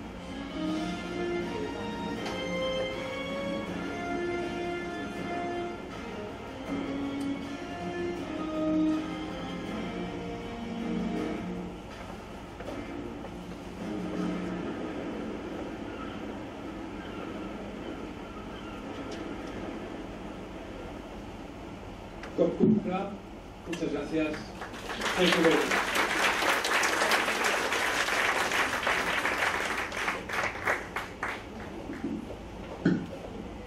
Thank you very much, Mr. Madrid. Next, I would like to leave with you Filipinos Bird, invited by the Embassy of the Philippines, PhD in History from the University of the Philippines, Diliman, co-author of the book The Filipino Saga, History as Social Change, head of the Philippine National Committee on Historical Research of the National Commission for Culture and the Arts, and Secretary of the Subcommission on Cultural Heritage, Dr. Mrs. Celestina Bungan, and her presentation, The Effects of Galleon Trade to Migration. Please welcome. The Pacific Ocean, that large body of water where the galleons sailed. Beginning in the late 16th century up to the first quarter of the 19th century, the Pacific Ocean served as the center stage of a trade that spanned 2 continents. Every year, sailing ships called galleons sailed from one end of the Pacific Ocean to the other. The starting point of this trade was Manila, in the Philippines, in Asia. The terminal point was Acapulco in Mexico, in America. Taking only about 3 months for the crew to rest and to refurnish supplies, the galleon lifted anchor from Acapulco to begin its return journey back to Manila. In the Philippines, in the next 3 years, the Pacific Ocean will again be the center stage because the countries will commemorate the arrival of the Ferdinand Magellan expedition. So one of the topics to be discussed in conferences and exhibits to be launched during this 3-year anniversary of the 500-year arrival of the Spaniards and the beginning of Christianization and colonization of the Philippines will be certainly the Manila Acapulco galleon trade. The Manila Acapulco galleon trade was a mover of goods coming from Asia, transported to America, and henceforward to Europe. Nearly all the goods that the trade conveyed were luxurious and much in demand in households in America and castles and palaces in Europe, like textile, such as silk, velvet, brocades, damask, satin, porcelain wares, such as cups, plates, and saucers, house ornaments, such as tapestries, tablecloths, cushions, carpets, spices, such as cloves, cinnamon, and peppers, and many more. The Chinese trade with Manila, the bringing of porcelain and silk, had long been established. As early as the 13th century, Chinese merchants were already going to Manila to bring these items. In the 16th century, when the galleon trade started, the Chinese will add to the cargo of rich and luxurious products. And not only products coming from Asia, from China, but from all over Asia. However, the Manila-Acapulco galleon trade was more than just a mover of goods. It was also a mover of people to various destinations. Let me start with the movement inside the Philippines, internal migration. Filipinos were recruited by the government to perform two types of work for the construction of galleons, which required their movement from their places of domicile and livelihood. The first was to go to forests to cut trees for timber. As you know, the galleon was a wooden ship. Many Filipinos were sent to the forests of the Sierra Madre Mountains in Luzon for fine timber such as molave, nara, baticulin, dungon. These are some of the examples of the finest Philippine hardwood.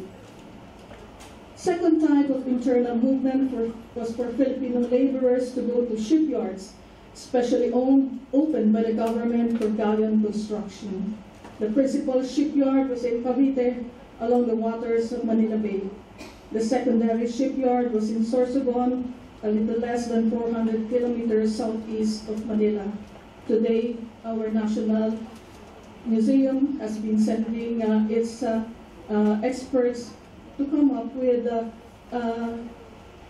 diggings of these archaeological remnants of the Sorsogon shipyard. Filipinos sent to the forests of the Sierra Madre Mountains and colonial shipyards endured massive suffering and hardship.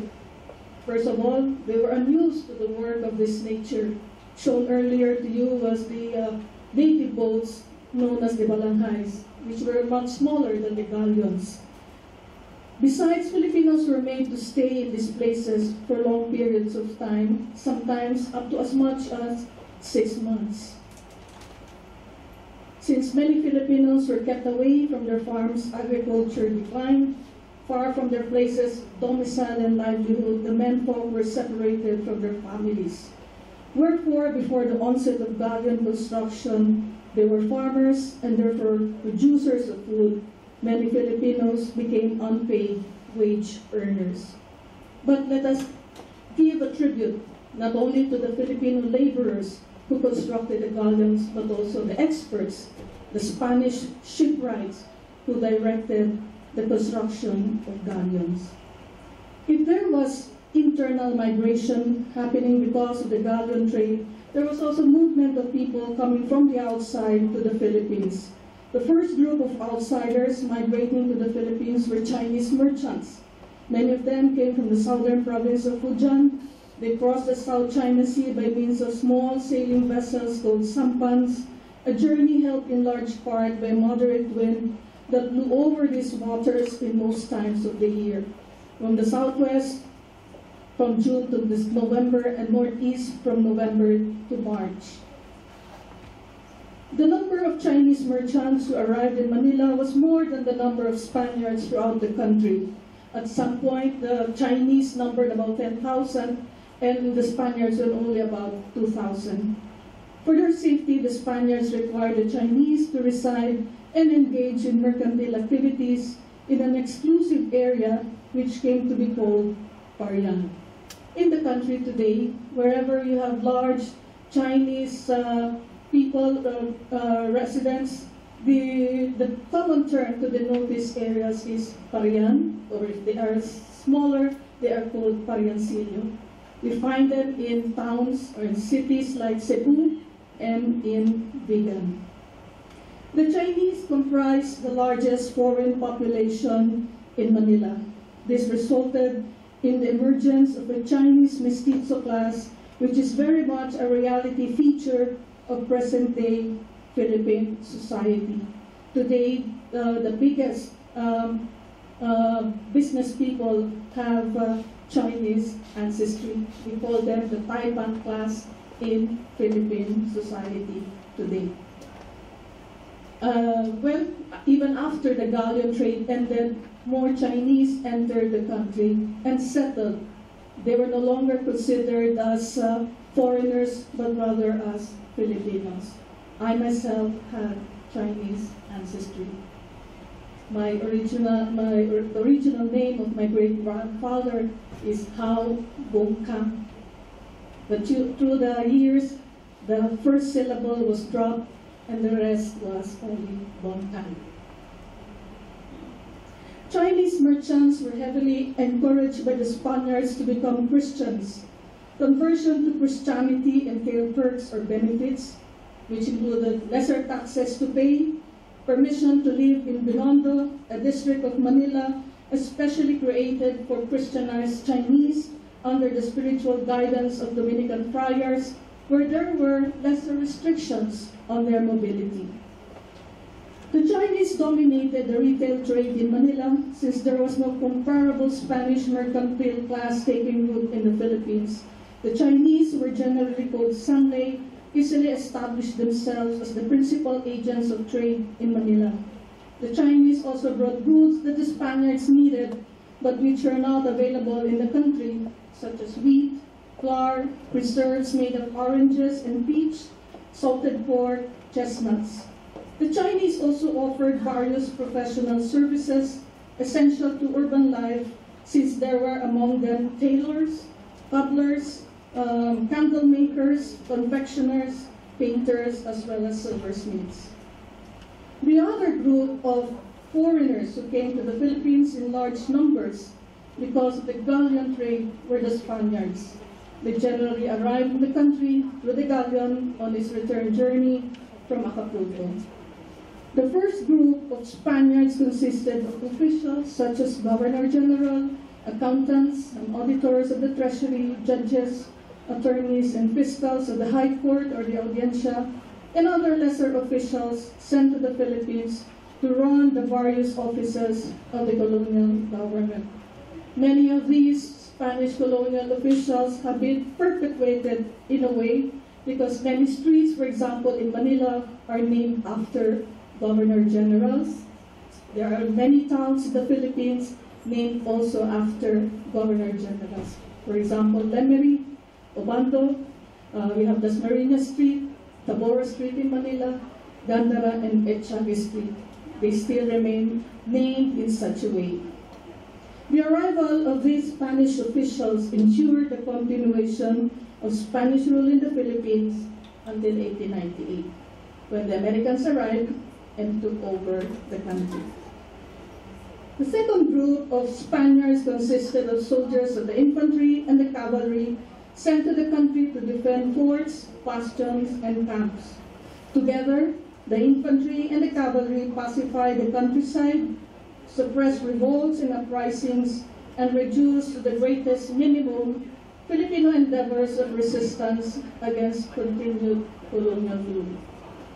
The third group of Spaniards migrating to the Philippines consisted of missionaries from 5 religious orders: the Augustinians, the Franciscans, the Jesuits, the Dominicans, and Augustinian Recollects, sent to the country to teach Filipinos the doctrines of Catholicism, to baptize new converts, and to administer parishes.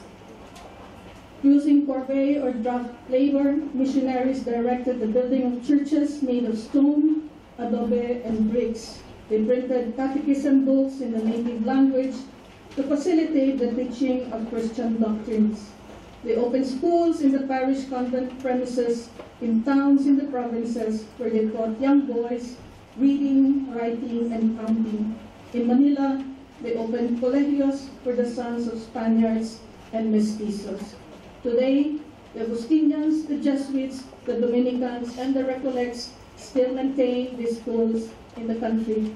The Augustinians with their Colegio de San Agustin, the Jesuits with their Ateneo, the Dominicans with Santo Tomas and San Juan de Letran, as well as the Recollects with their San Sebastian colleges. Santo Tomas University has already celebrated its 400-year anniversary in the Philippines. San Juan de Letran will celebrate its 400th year next year. And And the missionaries also used the Philippines as a springboard for spreading Christianity elsewhere in Asia, for example, Japan. The Dominicans, for example, brought with them Filipino laymen to help them in the propagation of Christianity. One of them, Lorenzo Ruiz, was martyred in Japan. He is now the first Filipino saint. The missionaries brought with them religious statues to assist them in their evangelical work. Two of these statues have millions of devotees among Filipino Catholics today. The first is the Jesus Nazareno, also known as the Black Nazarene, which is patron saint of Quiapo, and Our Lady of Peace and Good Voyage, patron saint of Antipolo. The feast day of the Black Nazarene in Quiapo is every January 9. The mayor of Manila makes sure that he declares a holiday because 10 million devotees will converge in the streets of Quiapo. On the other hand, the entire month of May is the feast of the Lady of our Peace and Good Voyage, and many of her devotees count among them the thousands, the 300,000 strong seafarers all over the world. Owing to their evangelical work, Spanish friars made the Philippines as Catholicism's bastion of faith in Asia, and the Philippines remains so until today. The returning galleons also brought with them various flora of Mesoamerica, the Caribbean in the West Indies, Mexico, Nicaragua, Guatemala, Honduras in Central America, Peru, Chile, Argentina in South America, which today are grown all over the country. And to many Filipinos are Philippine plants. Such are the following: Achete, which we use in cooking. This is ground to release the red color. Tomato, avocado, chico, jicama, we call it singkamas. And then you have chayote or sayote, we call them. Cacao, then we have corn, which is also used not in place of rice in several places in the country. You have cassava, pineapple, peanuts, sugar apple. We call these atis, plural. We call it, in Mexico we call it ate, singular. We call it atis in Philippines. Then we have also papaya, star apple, we call it caimito, soursop or guyabano, which is very popular among those who want to reduce their cholesterol, guava, tobacco, chili pepper. Some places in the Philippines want spicy food and would include chili pepper. Then you have agave, which we call magay, squash, plumeria, which we call in the Philippines calachuchi, mostly cultivated near cemeteries. And then we have Cestrum nocturno, which is popularly called in the Philippines as Dama de Noche, because it releases its sweet-smelling smell during the night. In conclusion, the movement of people that came about because of the Manila Galleon trade caused tremendous developments in the lives of Filipinos. Filipino laborers sent to the country's forest regions to cut timber, and those sent to shipyards to build galleons endured massive suffering and hardship. The transport of luxurious Asian goods to America came at a high price for many Filipinos, inasmuch as it resulted in the decline of agriculture, the separation of families, and the rise of draft labor, which reduced Filipinos to unpaid wage earners. Migrations of foreigners introduced new cultural influences which have become part of Filipino culture today. Chinese merchants who brought in the goods to be transported by the galleons to Acapulco settled in large number in Manila, even as the Spaniards imposed restrictions on their domicile and mercantile activities. Due to the goods and services that they offered, they came to dominate the retail trade in Manila. Their great number resulted in time in the emergence of a large Chinese mestizo class today. The arrival of Spanish soldiers and officials in the Philippines through the returning galleons from Acapulco consolidated Spain's hold over the Philippines until the end of the 19th century. Spanish friars sustained evangelizing efforts that deepened the devotion of Filipinos to Catholicism. In essence, through migration, the Manila-Acapulco galleon trade became a carrier of commerce and a transmitter of culture. Thank you very much.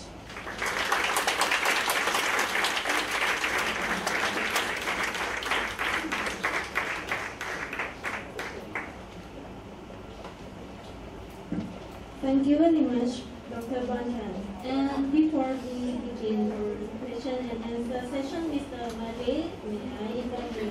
Thank you.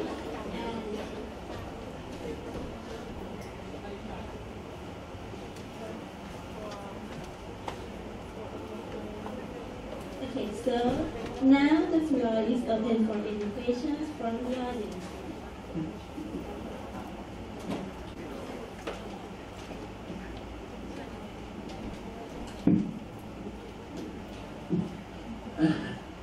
I just want to make a comment because I wanted to ask, and I was surprised that Siamese pork chocolate was being served. No? So it was just like a reivindication, linguistic, and what is the legacy of not only, I mean, Galleon, of course the Galleon, but I mean the pre-Hispanic legacy. No? And that professor, I mean, explained so beautifully, no? That all this legacy, Mexico, I mean that the Hispanics, Mexico, you know, through whatever you have, chile or aguacate, avocado, chocolate, I don't know, nowadays we think, well, chocolate, well, that, we think of Belgium or, you know, Swiss. But, you know, and like that, tomate, so many things. And now, on the other hand, when you say I mean, this population of Spanish that came from, actually came from Novo Hispania, no? I mean, they were criollos, so many of them were already sort of Mexican Spaniards. So, I mean, that's just a comment, and I congratulate you. Because it's necessary, you know, to have these roots, you know, the roots of such important food in the world, no? Even up to date, so profitable as well. Thank you very much. Aside from that, after the revolutions in Spanish America, there were Mexicans who came to the Philippines hoping to spread the same revolutionary fervor here in the country. That this did not catch up. It will take the Philippines another 50 years to wage its own revolution. But with many of these inputs coming from the galleon trade, make us the Filipinos of today. As I mentioned, if you ask ordinary Filipinos on the streets if these plants are Filipino or not, they would say these are Philippines because they have accepted this. Pineapple is very much one of those that you can buy anywhere in the market, along the highways. Avocado is much appreciated. And of course, singkamas, jicama. The sayote is part of the tableware, in the dinner table rather, and is a vegetable much appreciated in every Filipino household. If I may add to what has been said, and in line with what Dr. Piensak mentioned before about the adventurers that are in different kingdoms and in different locations in Southeast Asia, pineapple was also introduced in Hawaii by a Spanish adventurer, assistant to King Kamehameha. Now it's because pineapple has become a synonym of Hawaii for many people. With the borrowing of words in the vocabulary, it will also be reciprocal. There are some words of indigenous Filipino that was incorporated into Spanish language, also in Mexico, and vice versa. There are now words that are used in Spain and in the Philippines, but they're not used in Mexico anymore. For example,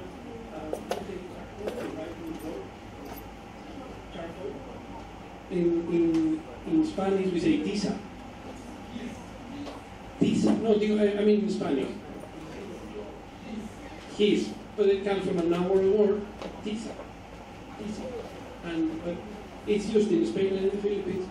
However, in Mexico, it's no longer used with a noun word. It's ironic. But instances like this, it's bound to happen. And the appropriation of incorporated items is also a natural phenomenon. It's the indigenization of items that come as a result of trade and commerce.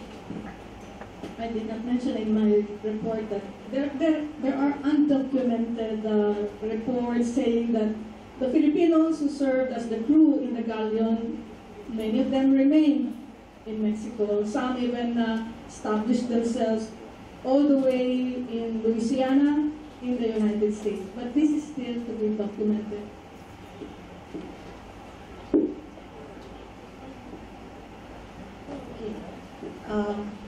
Yes, you mentioned, and thank you very much for your presentation. You mentioned, Dr. Prachan, about the effects of the galleon on internal migration, which was a decline of agriculture and separation of families. And this is a continuing fact for us in the country. So I mean, presumably, you know, most of the workers that were drafted to work, you know, for the galleon, for the shipbuilding are mainly men. So I was just wondering, is there any documentation on what happened to the families and the women who had to tend to their families in those provinces? I'm just curious to know how the women survived, you know, when their men were drafted to build ship, you know. I mean, of course, right now, in terms of our overseas Filipinos, there are more women, you know, going overseas. But of course, you know, the social effects of separation of families is still there. But I'm just wondering how the women survive to sustain their families. Thank you. During this period, the women did not really work. They tended to their families, they took care of the children. It was really the men who farmed, cultivated the fields, who went on fishing. I read sometime in the National Archives in Manila of a report that what happened to this woman. She was from the Ilocos, which is in the northern part of Luzon.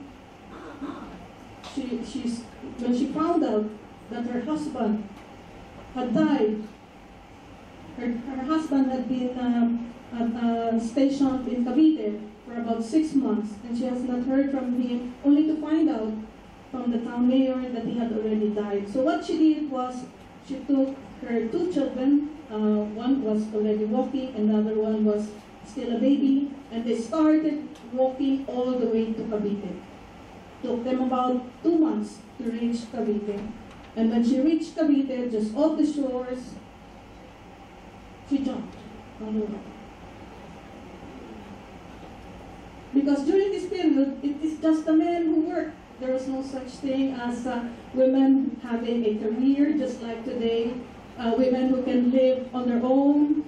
But then that was the 19th century when women simply tended to the family, cooked whatever was harvested out of the fields where the husband worked. So probably we do not have as much of the drama and that happened in this account that I mentioned, but certainly many families in the Philippines today still suffer one way or another because of separation. If I may add to that, the line of the corvée or the labor that was used as tax payment by the Spanish administration, the Spanish crown, to prevent abuses that they were not uncommon, and to prevent social imbalances like the ones that you were mentioning. The laws of the Indies developed that established that it could be, the forced labor could only be 40 days a year, which is a lot of time. And unpaid. Nobody was paid. I think we will dispute that. But certain provinces were not paid. Yeah, like for example, the abuses existed, like the alcalde mayor would retain the wages for himself, and behind the knowledge of the crown. For the crown was instrumental that this system of tax payment was sustainable, because revolts and uprisings from the taxpayers were terrible. But the taxpayers, the laborers, were not only used to cut the trees or to do plantation labor, they were also to join the military for defense. There were slave raids conducted by the islanders in the south, which is the so-called Moros, and they were kidnapping civilians, women, children, to sell them in the slave trade in Southeast Asia. And to prevent that from happening, the system of watchtowers was established in the Philippines that had to be manpowered by taxpayers as well. Men above 65 could not work on the forced labor, and handicapped could not work also, they were exempted. The other point would be that it could be redeemable in cash. But again, nonetheless, it was also a source of abuses and imbalances. Paying taxes had never been an easy topic. Thank you. Since I first heard about the Manila Galleon, I was so curious to know if there are detailed lists of what was in the galleon. I mean, goods, people, and following up two questions I heard before, I wonder now, for example, music instruments. I suppose if you have a 6-month or 3-month travel, you certainly you will have entertainment and music. And I was now wondering if there were at any time women accepted as part of the crew or inside the galleon. Thank you for the tragedy of the Manila Galleon trade, as far as sources is concerned, is that many of the documents pertaining to this period were destroyed during the British occupation of Manila, 1762 to 1764. We lost many of our documents on the earlier period, so we have to rely either to Mexico or to Spain for this.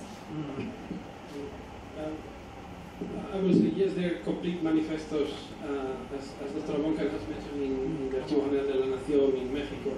Every item was very much listed in detail. That's why we know also that there was some smuggling of products, and the whole of the crew and the passengers were taking part of it. When the galleon left, by law, the galleons were required to carry 50 cannons, at least, for self-defense, because there was one only galleon crossing the whole of the Pacific. But they were heavy, so they were dumped overboard and to cargo more materials, and those were not registered in the manifestos.